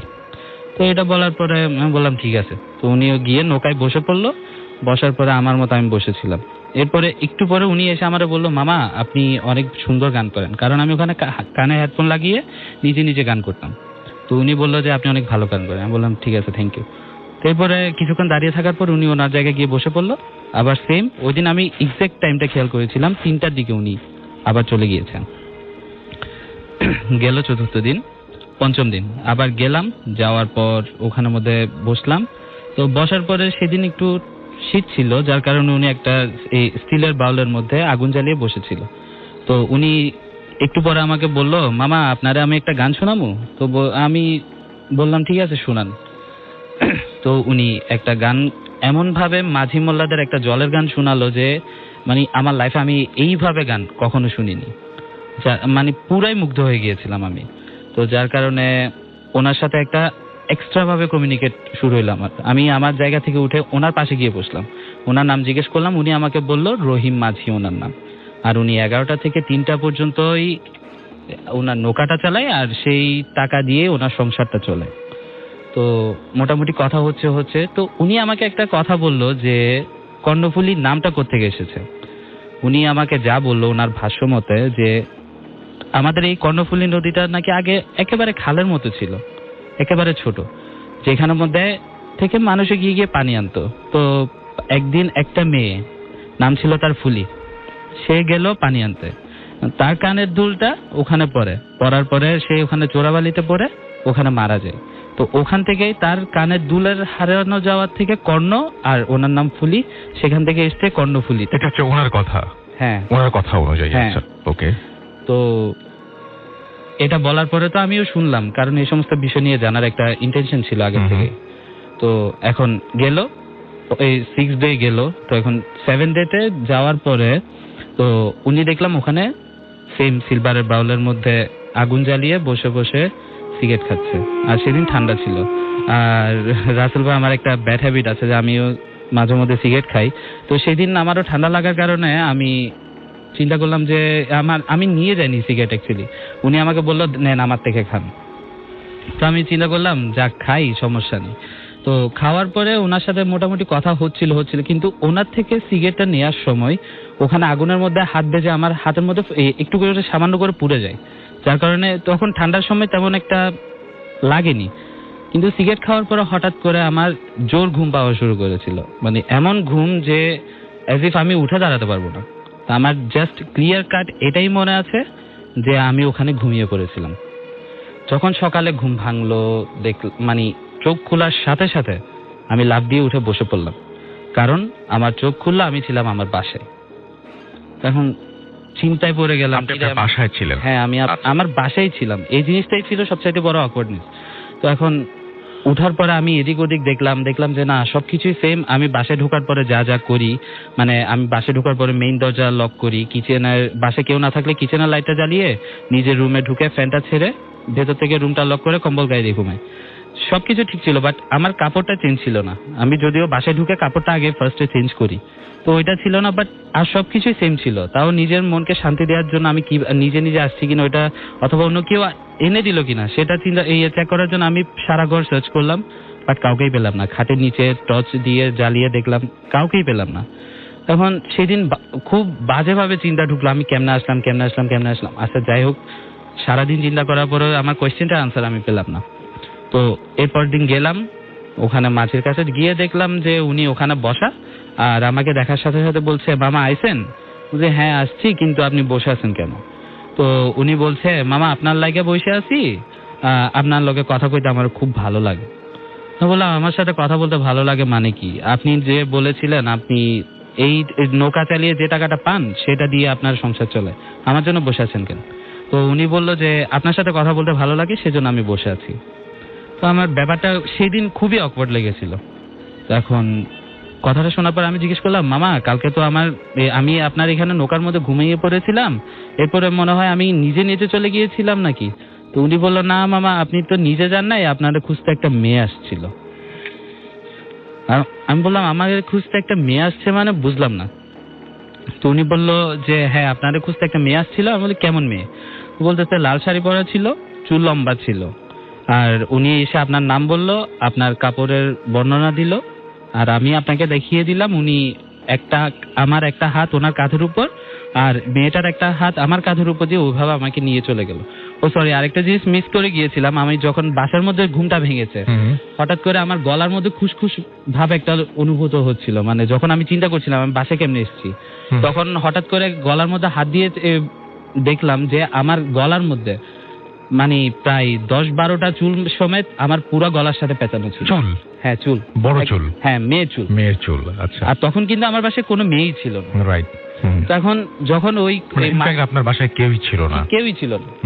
তখন হঠাৎ করে যখন ওই মাঝিটাও বললো যে আমাকে একটা মেয়ে নিয়ে গিয়েছে, তখন আমি চিন্তায় পড়ে গেলাম। আমি যে এখানে বসছি আমার কোনো ফ্রেন্ড পর্যন্ত জানে না, মেয়ে জানা তো দূরের কথা। তখন ওইটা নিয়ে চিন্তা করতে করতে হঠাৎ করে মানে শীতের মধ্যে পর্যন্ত আমি ঘামছিলাম। তো ওনাকে বললাম যে মামা আজকে আমি জায়গা আমার খারাপ লাগতেছে।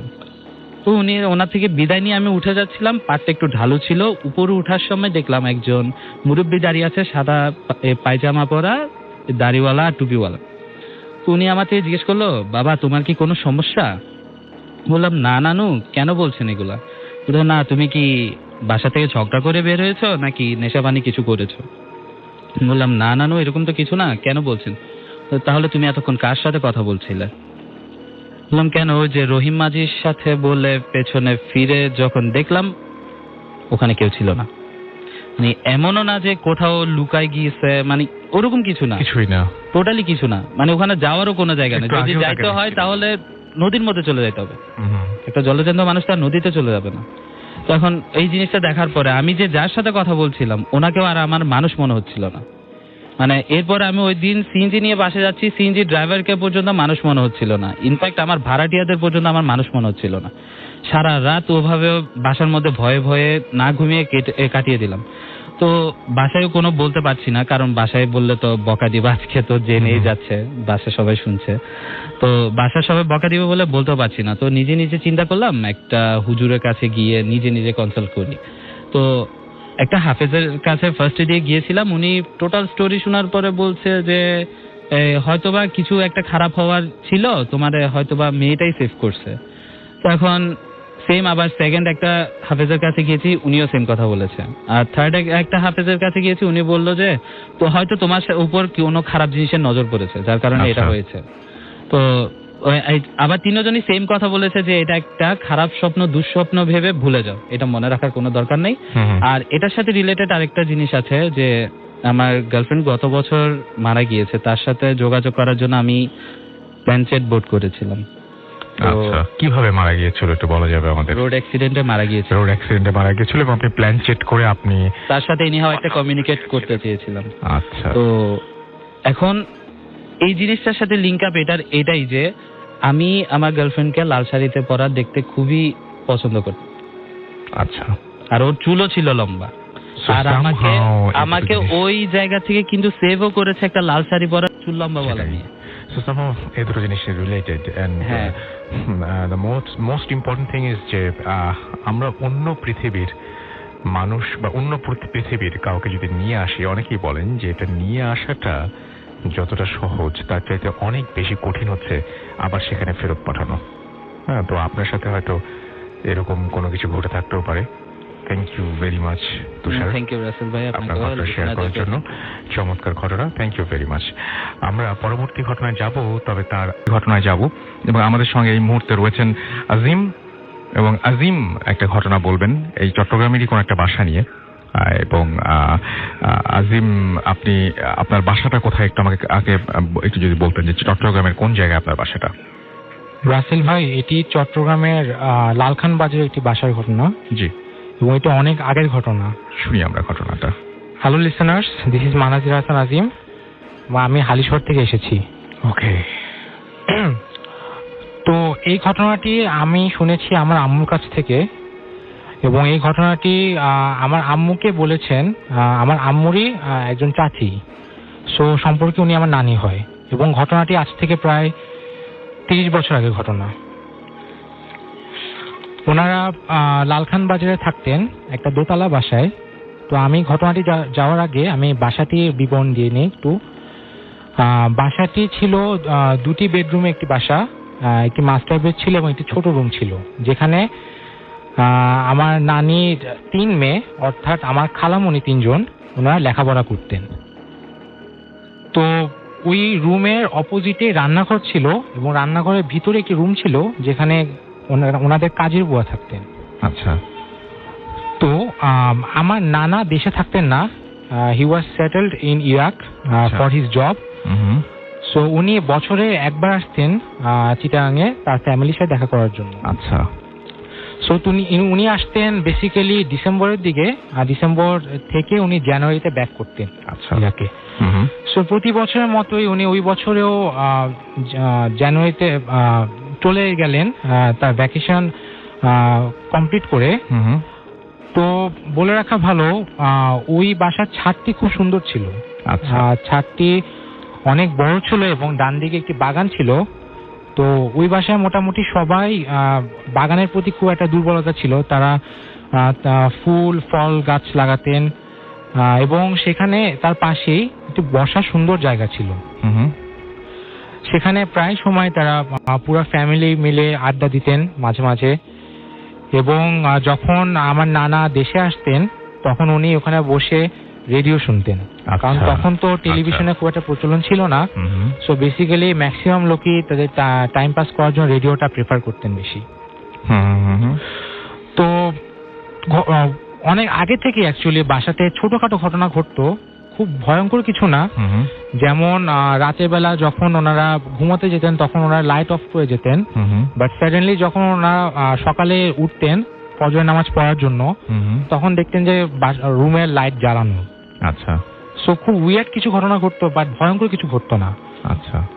তো একটি ঘটনা ঘটলো যেদিন আমার নানা ইরাকে ব্যাক করলেন তার পরের দিন। তো তখন রাত 10টা বাজে। তো আমার নানি আমার 2 খালামণিকে নিয়ে মাস্টার বেডে ঘুমোতে গেলেন। তো আমার এক খালামণি জেগেছিলেন কারণ ওনার এইচএসসি এক্সাম ছিল। সো উনি প্রিপারেশন নিচ্ছিলেন, লেখাপড়া করছিলেন। আচ্ছা। সো উনি লেখাপড়া কমপ্লিট করে অ্যাট অ্যারাউন্ড 12 or 1 AM এর দিকে উনি ঘুমোতে চলে গেলেন। এবং উনি রুমের দরজা বন্ধ করে লাইট ফ্যান সব অফ করে উনি ঘুমোতে চলে গিয়েছিলেন। আচ্ছা। তো ঘুমোতে যাওয়ার ঠিক 1 থেকে 1.5 ঘন্টা পর ওই বাসার বুয়া, যিনি ওই রান্নাঘরের রুমটিতে থাকতেন, উনি পানি পান করার জন্য ডাইনিং রুমে এলেন। আচ্ছা। তো যখন উনি এলেন তখন দেখলেন রুমের দরজা খোলা। আচ্ছা।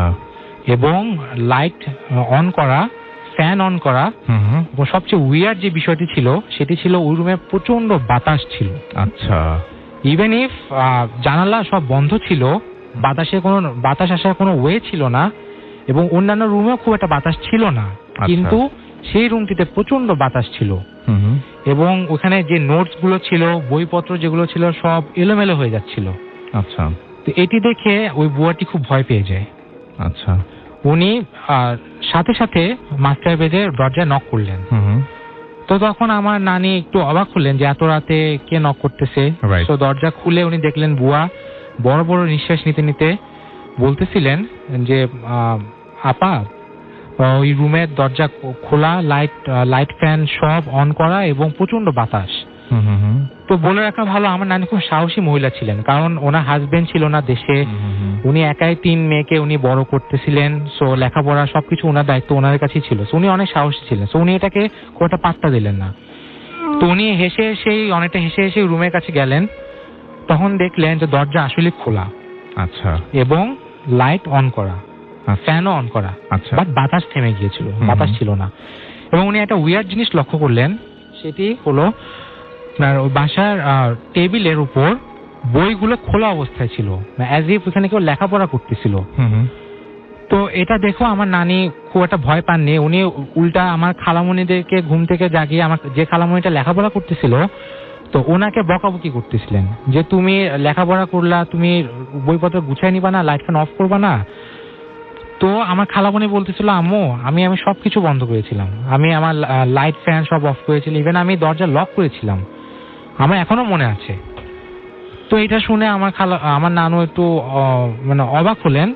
বাট তখন রাতে আর ঘটনাটি উনি আর বেশি বাড়ায়নি, ঘুমোতে চলে গেলেন। তো এর পর দিন যে ঘটনাটি ঘটেছে, অ্যাকচুয়ালি এটাই মানে সবচেয়ে ভয়ঙ্কর ওনার লাইফে ঘটে যাওয়া মানে সবচেয়ে ভয়ঙ্কর ঘটনা। তো এর পর দিন ওনাদের একটা বিয়ে অনুষ্ঠান ছিল, এবং ওনারা বিয়ের অনুষ্ঠান অ্যাটেন্ড করার জন্য সবাই পুরো ফ্যামিলি চলে গেলেন। তো সন্ধ্যার পর আমার নানি জাস্ট বাসায় ব্যাক করলেন। আমার 3 খালামণি বিয়ের অনুষ্ঠানে স্টে করলেন, এবং বাসায় কাজের বুয়া ছিল না। আচ্ছা। তো ব্যাক করার পর উনি খুব টায়ার্ড ছিলেন। তখন রাত 10টা বা 11টা বাজে। তো উনি গিয়ে ফ্রেশ ট্রেশ হয়ে নিজের রুমে বইপত্র নিয়ে উনি গল্প বই পড়া শুরু করলেন। তো হঠাৎ করে উনি দরজা বন্ধ করেছিলেন। তো হঠাৎ করে উনি ডাইনিং রুম থেকে কাঠের চেয়ার নাড়াচাড়া করলে যে আওয়াজটা হয় ওইরকম একটা আওয়াজ শুনলেন। তো উনি একটু অবাক হলেন, কারণ বাসায় কেউ ছিল না। তো উনি মাস্টার বেডের দরজা খুলে যা দেখলেন তা অনেকটা এরকম যে উনি একটা মেল শেপড একটা ছায়া মূর্তি দেখলেন, এবং সেটার কোনো কিছুই ছিল না অ্যাকচুয়ালি, ওর চোখ নাক কান কিছুই ছিল না, জাস্ট এটা ছায়া, কিন্তু এটা মেল, ওটা ছেলের বডি, এটা বোঝা ছিল। এবং সেই ছায়া মূর্তিটা ছাদের দিকে ইশারা করে নিমিষে গায়েব হয়ে গেল, মানে 1 বা 2 সেকেন্ডের মধ্যে, বেশিক্ষণ ছিল না। তো আমার খালামণি এটা খুব একটা সিরিয়াসলি নেন, উনি একটু অবাক হলেন, বাট উনি মনে করছিলেন উনি অনেক টায়ার্ড ছিলেন, সো হয়তো বা উনি ভুল দেখছেন। সো উনি তারপরেও উনি জিনিসটা শিওর হওয়ার জন্য উনি ছাদের দিকে রওনা দিলেন। তো ছাদে যখন উনি গেলেন তখন দেখলেন যে ছাদের তালাটা খোলা, উনি নিজে তালা মেরেছিলেন, বাট গিয়ে দেখলেন তালাটা খোলা। তো উনি এখন মোটামুটি কনফার্ম হয়ে গেলেন যে বাসায় চোর ঢুকছে। তারপরে উনি মানে সুপার ন্যাচারাল কিছু চিন্তা করতেছিলেন না, উনি ধরে নিয়েছিলেন যে বাসায় চোর ঢুকছে সামহাও, এবং ও বাসার আশেপাশে আছে এবং ওনাকে ভয় দেখানোর চেষ্টা করতেছে। তো উনি একটা টর্চ লাইট নিয়ে উনি ছাদে প্রবেশ করলেন, তখন রাত 12টা বাজে।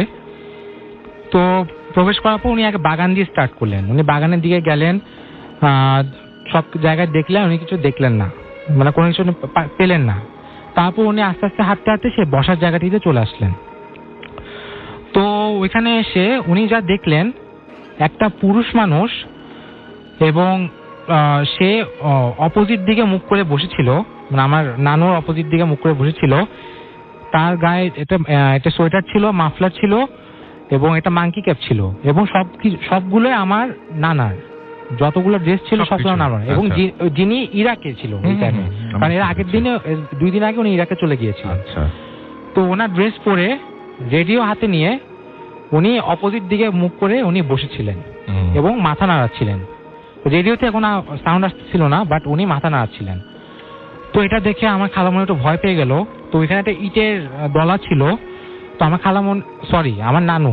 নানু ইটের দলাটা নিয়ে আস্তে আস্তে আগাতে শুরু করলেন।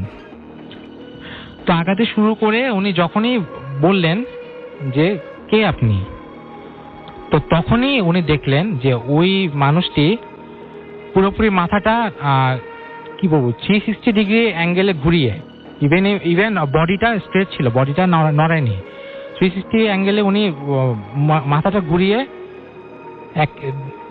মাথাটা ঘুরিয়ে বলতেছেন যে কেমন আছো, এবং সবচেয়ে অবাক করার বিষয় সেই চেহারাটি ওনার হাজবেন্ডের ছিল, আচ্ছা, যিনি ইরাকে অবস্থানরত। সেটি দেখে আমার নানু আর নিজেকে সামলাতে পারেনি, উনি কোনো রকমে সেন্সটা রেখে উনি দৌড় দিলেন এবং নিজের বাসায় এসে সেন্সলেস হয়ে পড়ে গেলেন। আচ্ছা। তো এরপর দিন ওনার যখন জ্ঞান ফিরলো, তো তখন উনি দেখলেন উনি ওনার বেডরুমে শুয়ে আছেন, এবং আমার খালামুনিরাও চলে এসেছেন বাই দিস টাইম, এবং ওনার কাজের বুয়াটাও ছিলেন। তো কাজের বুয়াটা ওনাকে সেন্সলেস অবস্থায় পেয়েছিলেন যখন উনি ফজর নামাজের পর কাজ করতে এসেছিলেন তখন। তো উনি জিজ্ঞেস করলেন যে আপনার কি হয়েছে আপা? তো তখন উনি সবকিছু বললেন, সবার সাথে শেয়ার করলেন। তো এখন উনি জিনিসটা অবাক হয়ে উনি বাড়িওয়ালার কাছে ঘটনাটি সবকিছু বললেন, এবং অনেক ফোর্স করলেন যে আসলে এবং কেন হচ্ছে আমাদের বাসায়, কি কারণটা কি। তো তখন বাড়িওয়ালা অনেক ফোর্স করার পর উনি বললেন যে এ বাসাটি গত 10 বছর ধরে খালি পড়ে আছে, এবং ওনারা এ বাসার ফার্স্ট ভাড়াটিয়া। এই বাসাটিতে আগে কেউ ছিল না, বাড়িওয়ালারা আমেরিকায় ছিলেন, ওখানে সেটেল ছিলেন, এবং 3 বছর আগে ওই বাসা থেকে একটি লোকের লাশ পাওয়া গিয়েছিল, এবং লোকটি কোনো পরিচয় পাওয়া যায়নি। ওরা অনেক খুঁজছেন ওই লোকের পরিচয়, ফ্যামিলি, বাট কাউকে খুঁজে পাননি। তো খুঁজে না পাওয়ার কারণে ওনাকে মানে বেওয়ারিশ হিসেবেই দাফন করে দেওয়া হয়েছিল, এবং তখন থেকেই ঘটনাটি ওদের সাথে ঘটতেছিল। এবং বেসিক্যালি ওই লোকটি যারা ওই বাসায় অনুপস্থিত তাদের বেশ ধরে মানুষদেরকে মানে ভয় দেখাতো আর কি, এবং বিভিন্ন বাসায়, এবং শুধু ওই বাসায় না, অনেক মানুষের মতন করে সেজে এসে বা পরিচিত মানুষের রূপে সে অন্যদের ভয় দেখাতো। এক্স্যাক্টলি ভাইয়া। আচ্ছা। তো এরপর উনি হুজুরের কাছে গেলেন, দোয়া দুরুদ পড়লেন। তো এরপর থেকে আর কোনো ঘটনা ঘটে, ওনারা বাসাটি ছেড়ে দিয়েছিলেন, ওনারা অন্য জায়গায় শিফট হয়ে গিয়েছিলেন। ওকে, তো এই হলো আমার ঘটনা।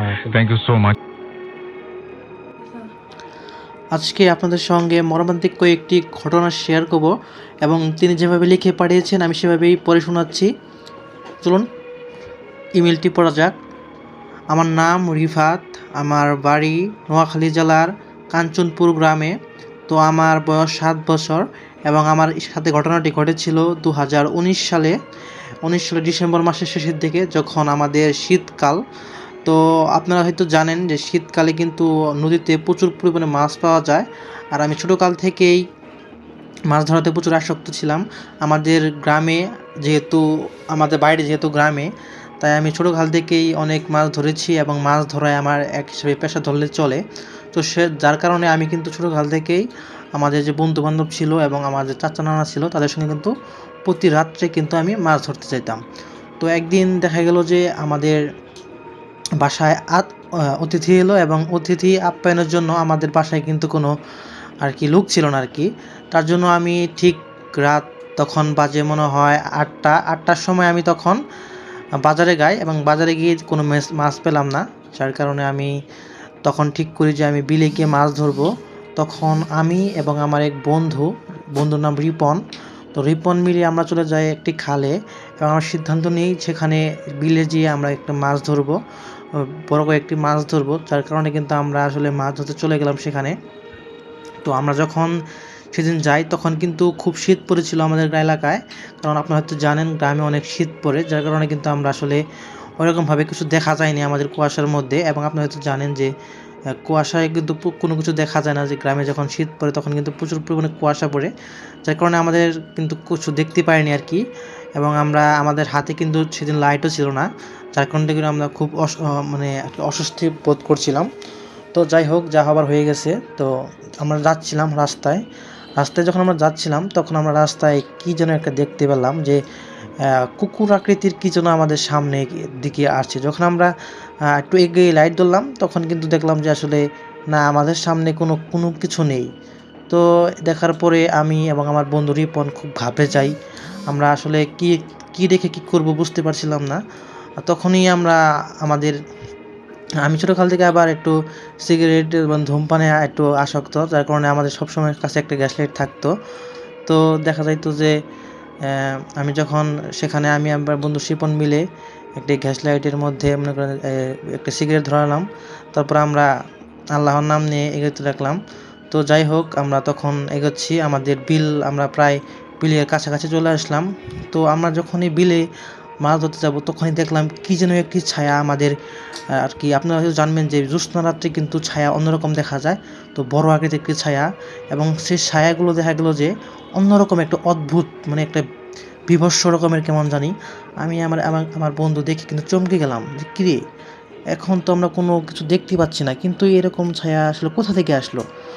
তখন আমি অন্যরকম হয়ে কীরকম যেন একটা নার্ভাস ফিল করার কারণে আমার বন্ধুটা অনেক অন্যরকম হয়ে যায়। কিন্তু আমার বন্ধুটা ছিল অত্যন্ত সাহসী, এবং যার কারণে সে আমাকে সান্ত্বনা দিচ্ছে, আরে না, তুই হয়তো চোখে ভুল দেখেছিস, এগুলো হয়তো আমাদের চোখের একটা ভ্রান্তি, চিন্তা করিস না, আমরা যে কারণে আমরা এদিকে এসেছি আমরা সেই কাজগুলো করে আমরা এখান থেকে চলে যাব। তো যেই কথা সেই কাজ, আমরা আস্তে আস্তে বিলের মধ্যে নামলাম। তো আমরা যখন বিলের মধ্যে নামছিলাম তখন কেমন জানি বিলের এক পাশে কেমন জানি কেউ যখন লাঠি দিয়ে বা বাঁশ দিয়ে যখন আপনার পুকুরের পানিতে যেমন বাড়ালে শব্দ হয়, তেমন কেমন জানি শব্দ হচ্ছিল, একদিকে শুধুমাত্র আওয়াজ হচ্ছিল। তো বিষয়টা দেখে আমার কেমন জানি অদ্ভুত লাগে এবং আমার বন্ধুরও খুব কেমন যেন অদ্ভুত লাগে। আমরা বিষয়টি নিয়ে এক সময় চিন্তা ভাবনা করি যে আসলে এত রাত্রে বিলের মধ্যে কে এমনি করছে। তো আমরা প্রথমে বিষয়টি তো পাত্তা দিইনি, তারপরে আমরা সেখানে গেলাম এবং আমরা সেখানে যাওয়ার পর দেখলাম যে সেখানে কিন্তু কোনো রকমের আওয়াজ নেই। তো একটু পর যখন আমরা একটু আগে গেলাম তখন মোটামুটি আমরা বেশ কয়েকটি মাছ ধরলাম, কিন্তু মাছ ধরার পরে আমাদের থলিতে কিন্তু মাছ আমরা প্রচুর পরিমাণে ধরেছি, কিন্তু থলিতে কোনো মাছ দেখতে পেলাম না। যেগুলো মাছ দেখতে পেলাম সেগুলো কিন্তু খুবই কম আর কি। তো বিষয়টা আমাদের খুব দেখে আমরা খুব ঘাবড়ে যাই। তখন আমরা সিদ্ধান্ত নিই যে আমাদের এই জায়গায় থাকা ঠিক হবে না। কিন্তু আমার যে বন্ধুটা রিপন, সে আমাকে বললো, না, আমরা যখন এসেছি আমরা মাছ মেরেই যাবো, মাছ না পারা পর্যন্ত আমরা কোথাও যাব না। তো তো হঠাৎ করে আমরা বড় আকৃতির একটা মাছ ধরলাম। তো মাছের মধ্যে কি অন্ধকারে আপনারা বুঝতেই পারছেন, অন্ধকারে কিন্তু মাছও তো দেখা যায় না। তো যখন আমরা মাছ জালটা আপনারা হয়তো জানেন যে গ্রাম এলাকায় মাছ ধরলে কিন্তু অনেক বড় বড় ধরনের মাছ পাওয়া যায় বিলের মধ্যে। তো আমরা যখন বড় আকৃতির কি জানি একটা আমাদের জালের মধ্যে বাজলো, তো তখন আমরা কি করলাম, সেই মাছটাকে তোলার সিদ্ধান্ত নিলাম। কিন্তু আমরা যতই টানলাম জালটা, কিন্তু আমাদের মাছ কিন্তু আসতেছিল না, আমাদের জালটা কিন্তু ছিঁড়ে যাওয়ার উপক্রম হলো। তো তখন আমি আমার বন্ধুরা মিলে বেশ ঘাবড়ে যাই। তখন আমরা জালি ফেলে আমরা মোটামুটি সেখান থেকে চলে আসি, এবং বেশ কিছুক্ষণ পর গিয়ে আমরা আবার জালটি তোলার চেষ্টা করি, কিন্তু ততক্ষণ পর্যন্ত জালটি দেখে ছিঁড়ে গেছে। তো আমরা ততক্ষণ আরও ঘাবড়ে যাই। তো ঘাবড়ে যাওয়ার পরে আমরা যখন এই বিষয়টি নিয়ে অনেকক্ষণ ভাবার পরে আমরা দেখা গেল যে আমরা ভাবার পরে আমরা সেখান থেকে চলে আসলাম, এবং আমরা মোটামুটি ভালো মাছ ধরেছিলাম। কিন্তু যখন আমরা বাসায় ফিরবো মাছ ধরা শেষে, তখন দেখলাম আমাদের থলিতে একটি মাছই নেই। এবং আমরা যখন নদীতে আবার সেখানে মাছ ধরতে নামলাম, তখনই কী যেন এক লম্বা প্রকৃতির কে যেন আমাদের পায়ে পেঁচিয়ে ধরলো, এবং আমাদের ক্রমশই কিন্তু নিচের দিকে টানতে লাগলো। তখন আমি আমার বন্ধু আমরা যা দোয়া কালাম আছে সব কিছু পড়তে লাগলাম, এবং এভাবে আমি আর বন্ধু যেভাবে হোক আমরা সেখান থেকে বিল থেকে দৌড়ে পালিয়ে গেলাম। আমাদের জাল সহ কিন্তু আমরা সেখানে দৌড়ে পালিয়ে গেলাম। এবং আমাদের সেখানে একটা বড় একটা গাছ ছিল, আপনারা হয়তো জানেন সেখানে বড় বড় গাছ থাকে। তো আমরা যার কারণে একটা বড় আকৃতির গাছের মাধ্যমে কিন্তু আমরা রশ্মির মাধ্যমে কিন্তু সেখান থেকে চলে আসি। তো আমরা তখন প্রচুর পরিমাণে ভয় পেয়েছিলাম। আমি যখন দৌড়ে রাস্তায় আসলাম, তখন রাস্তায় কোনো লোকজন দেখতে পেলাম না। আর তখন আমরা রাস্তায় অনেক দূর এগিয়ে চললাম, এবং রাস্তার মধ্যে আমাদের সঙ্গে আরও কয়েকটি ঘটনা ঘটতে থাকে। যেমন আমাদের আশপাশ দিয়ে কী যেন বিড়াল আকৃতির কী যেন লাফ দিয়ে গেল, এবং আমাদের বিড়ালটি কেমন যেন দেখতে অন্যরকম প্রকৃতির ছিল, চোখের মধ্যে দিয়ে লাল রঙের কেমন যেন রক্ত বেরোচ্ছিল। এই কাহিনী দেখে আমি এবং আমার বন্ধু মিলে চিৎকার দিয়ে উঠি। তখন আমার যে বাজারের লোকজন আছে, আশেপাশে যে বাড়িঘর আছে, সেখান থেকে লোকজন কিন্তু আমাদেরকে ধরতে আসলো। তখনই আমরা কিছুটা শান্তি পেলাম। তখন আমাদের বাসায় পৌঁছে দিয়ে হলো অটোতে করে। আমাদের হয়তো জানেন যে রাত্রিবেলায় অটো পাওয়া যায় না, তখন আমরা আমাদের কিছু বন্ধুবান্ধবকে কল দিলাম, তখন তারা কিন্তু আমাদের নিয়ে এসে পৌঁছে দিল। তো তখন আমরা খুব ভয় পেয়েছিলাম। অবশেষে আমরা বাড়ি ফিরে আসলাম। তো এই ছিল আসলে আমার ঘটনা। তো আশা করি ঘটনাটি ভালো লেগেছে। তো ভালো লাগলে পরে শোনাবেন। তো এই ছিল ঘটনা, আশা করি আপনার ভালো লেগেছে। ভালো লাগলে অবশ্যই শেয়ার করবেন। এই ছিল আমার ঘটনা। অভিশপ্ত গ্রাম, লেখক নিশাদ। যেভাবে লেখাচ্ছে আমি সেভাবেই পড়ছি। এই বাড়িটায় নাকি জিন থাকে। বাড়ির পাশে পুকুরটাতেও নাকি কেউ মাছ ধরতে পারে না। আমার মুখে কথাটা শুনে বন্ধু নাহিদ বলল, আমরা এ যুগের ছেলে, বুঝলি, আমাদের বাপ দাদারা যা বলেছে সেটা মিথ্যাও হতে পারে। তুই কি দেখেছিস কখনো? আমি তো দেখিনি, কিন্তু অনেকেই তো বলে। জান্নাত বলতেছে, অনেকে বলে বলেই কি বিশ্বাস করতে হবে? আমরা না দেখলে বিশ্বাস করব না। আমি, জিন পড়ি কি মানুষের মতো চলাফেরা করে যে দেখতে পাবি? নাহিদ বলতেছি, তাহলে যেভাবে দেখা যায় সেভাবে দেখব। আমি বলতেছি, মানে কি বলতে চাস? জান্নাত, আরে বলদ, ও বোঝাতে চাই আমরা নিজের চোখে জিন দেখব। ওই বাড়িতে যাব জিন দেখার জন্য। এই কি বলিস? পাগল হলি নাকি দুজনে? যদি সত্যি সত্যি জিন থাকে তো তখন কি হবে শুনি? নাহিদ বলে, কি আর হবে, জিনকে দেখে বাড়িতে চলে আসব। বাহ বাহ, জিনকে দেখে বাড়িতে চলে আসব? জিনটা তোকে এমনি এমনি ছেড়ে দিবে নাকি? নাহিদ, আমাদের দেখতে পাবে না। আমরা আজ রাতে লুকিয়ে লুকিয়ে ওই বাড়িটায় ঢুকে এক কোণে বসে থাকবো। জান্নাত বলে, আইডিয়াটা ঠিক। হ্যাঁ, এটা করা যায়। আমি রাজি। তোরা রাজি হলে তো হবে না, আমি রাজি না, আমার বই করে। জান্নাত বলে, তুই কি মেয়ে নাকি রে? বলদের মতো কথা বলিস। যা বলি তাই শোন। আজ রাতে আমরা যাব সেই বাড়িটায়। সেখানে গিয়ে দেখব আসলে বাড়িতে বা বাড়ির সাথে পুকুরটায় কোনো সমস্যা আছে কি না। কিন্তু নাহিদ বলে, কোনো কিন্তু না, যেতে হবে। আমি তখন ঠিক করি, ঠিক আছে যাব। গিয়ে যদি কোনো সমস্যা হয় তাহলে দেখিস, তোদের খবর আছে। কথাটা বলে যে যার বাড়িতে চলে গেলাম। আমরা যে বাড়ি নিয়ে কথা বলছি এটাকে গ্রামের সবাই ভুতুরে বাড়ি নামে চেনে। বাড়িটায় কেউ থাকে না, তাও অনেক বছর হয়। বাড়ির পাশে একটা পুকুর, সেই পুকুরে কেউ গোসল করতে নামে না, এমনকি মাছও ধরে না। আমাদের গ্রামটা অন্য সব গ্রামের মতো না। আমাদের গ্রামকে বলতে পারেন অজপাড়া গ্রাম। অন্য সব গ্রামের মতো আমাদের গ্রামের সবাই এতটা সুবিধা পায় না, কারণ আমাদের গ্রামের চারদিকে নদী। আমাদের হাট বাজার, চিকিৎসা বা কোনো কিছু কেনাকাটা করার জন্য যেতে হয় নৌকা করে নদীর ওই পারে। যাই হোক, গল্পে ফিরি। নাহিদ, জান্নাত ও আমি তিনজন ভালো বন্ধু। ওদের কথা মতো আজ রাতে যেতে হবে ওই বাড়িতে। জানি না সেখানে গিয়ে কী হবে, জানি না জিন দেখতে পারবো কি না। ওদেরকে দেয়া কথা মতো সন্ধ্যার পর রেডি ছিলাম। সন্ধ্যার ঠিক একটু পর নাহিদ আমার বাড়িতে আসেন আর পিছনের জানালা দিয়ে আমাকে ডাক দিয়ে বলে, নিশাত, আমরা চলে আসছি, আয় আয়, বাহিরে আয়। নাহিদের ডাক, আমি বাহিরে এসে ওকে বললাম, কিরে তোরা এত তাড়াতাড়ি আসলি? নাহিদ, তাড়াতাড়ি গেলে তাড়াতাড়ি আসবো, চল চল আয়। কথাটা বলে নাহিদ ও জান্নাত সামনের দিকে হাঁটতে লাগলেন, আমি ওদের পিছনে পিছনে। এভাবে বেশ কিছুক্ষণ হাঁটার পর আমরা চলে যাই সেই বাড়িতে। বাবা, বাড়িটা কি ভয়ঙ্কর, অদ্ভুত রকম দেখতে, গা শিউরে উঠছে। সেখানে যাবার পর নাহিদ বলল, নিশাত, তুই এদিকটা দেখ, আমরা অন্য দিকটা দেখি। কোনো কিছুর আওয়াজ পেলে আমাদের ডাক দিবি। কথাটা বলে ওরা অন্যদিকে চলে গেল। এদিকে আমি একা একা, একদিকে খুব ভয় করছে। চোখের সামনে কিছু না দেখলেও অনুভব করতে পারছি এখানে কিছুর উপস্থিতি আছে। জায়গাটা ভালো না। এই ভেবে নাহিদকে ডাক দিলাম। ওকে ডাক দিয়ে বললাম, নাহিদ, জান্নাত, তোরা কোন দিকে? চলে আয়, বাড়িতে চলে যাব। কিন্তু আমার ডাক ওরা কোনো সাড়া না দেওয়ায় আমি ওদের খুঁজতে থাকি। অনেক খোঁজাখুঁজি করে ওদেরকে না পেয়ে যখন বাইরে আসতে যাব, তখনই পিছনে ফিস ফিস করে কে জানি আওয়াজ করলো। আওয়াজটা পেয়ে পিছনে ঘুরে থাকাতেই যা দেখলাম সেটা দেখার আশা করিনি। আমি দেখলাম খুব ভয়ঙ্কর একটা অবয়ব। ভয়ঙ্কর রকমের অবয়বটাকে দেখে প্রচণ্ড এক চিৎকার দিয়ে বাড়ির দিকে দৌড়াতে লাগলাম। পিছনে না তাকিয়ে এক দৌড়ে চলে আসলাম বাড়িতে।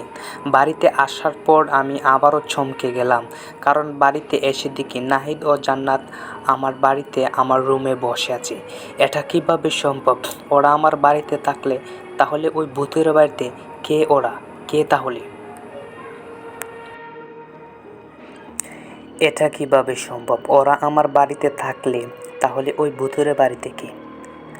আমি বাড়িতে এসে নাহিদ ও জান্নাতকে রুমে দেখে অবাক হয়ে বললাম, কিরে, তোরা আমাকে রেখে ওভাবে পালিয়ে আসছিস কেন? আমার কথায় নাহিদ আমার দিকে তাকিয়ে বলল, কোথায় থেকে পালিয়ে আসলাম? কি বলিস এসব? আমি, দেখ ভাই, মজা করিস না। তোদের বিবেক কিভাবে হলো আমাকে ওই ভুতুরে বাড়িতে রেখে চলে আসলি? জানিস আমি কত ভয় পেয়েছি, ভয়ঙ্কর একটা জিনকে দেখেছি ওখানে। আমার কথায় নাহিদ বলল, ভাই বিশ্বাস কর, আমরা কিছু জানি না। তুই কি বলছিস? আমাদের সাথে মজা করছিস কি না জানি না। আমরা তোর বাড়িতে এসে দেখি তুই নেই, তাই তোর রুমে বসে আছি। জান্নাত বলে, হ্যাঁ নিশাত, ও সত্যি বলছে। আমরা তোকে বলছিলাম না রাতে তিনজনই মিলে যাব ভুতুরে বাড়িতে, সেই জন্য আমরা দুজনে তোর বাড়িতে এসে দেখি তুই নেই। আমরা কোথাও যাইনি। তোর বিশ্বাস না হলে তোর মাকে জিজ্ঞেস কর। নাহিদ ও জান্নাতের কথায় আমি যেন আকাশ থেকে পড়লাম। এরা যদি আমাকে ডাক দিয়ে সেখানে না নিয়ে যায় তাহলে ওরা কে ছিল? আমাকে এত চিন্তিত দেখে নাহিদ ও জান্নাত পুরো ঘটনা শুনতে চাইলেন। আমি পুরো ঘটনা ওদের খুলে বলি।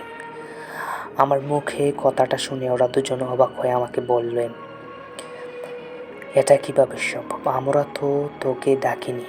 আচ্ছা নিশা, তুই মনে হয় ভয় পেয়েছিস, তুই বরং ঘুমা। ভুতুরে বাড়িতে যাওয়া ক্যান্সেল, তুই ঘুমা।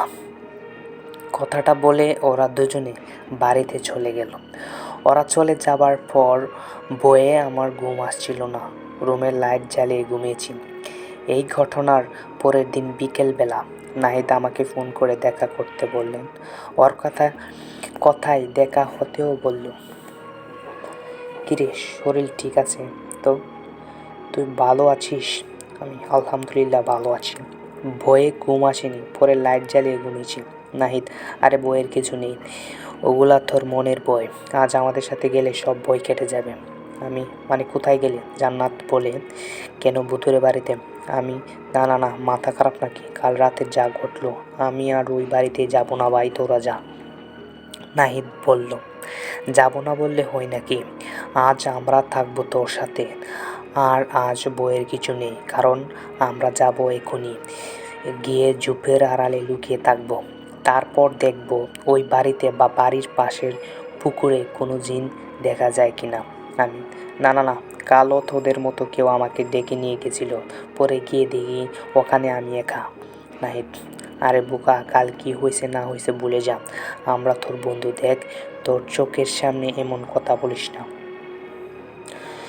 বেলা শেষ হতে চলল, একটু পর সন্ধ্যা হবে, চল এখনই বেরিয়ে পড়বো, চল।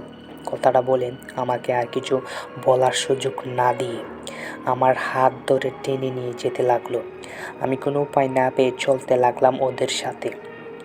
সন্ধ্যা হতে একটু বাকি, আমরা হাঁটতে হাঁটতে পৌঁছে গেলাম সেই বাড়ির কাছে। সেই বাড়িটার কাছে গিয়ে ঝোপঝাড়ের আড়ালে লুকিয়ে রইলাম।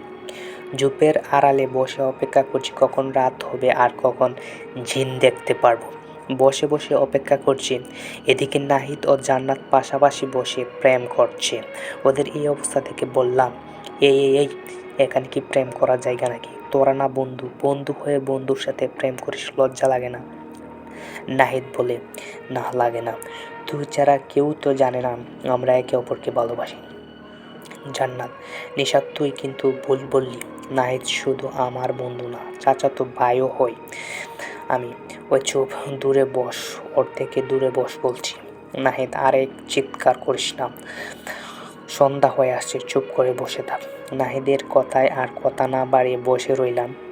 এদিকে আরও কিছুক্ষণ অপেক্ষা করার পর রাত নামলো। রাত নামতেই আমি, নাহিদ ও জান্নাত দেখলাম ভুতুরে বাড়ির পাশে যে পুকুরটা, সেই পুকুরের মাঝখানে হঠাৎ করে একটা অবয়ব ভেসে উঠল।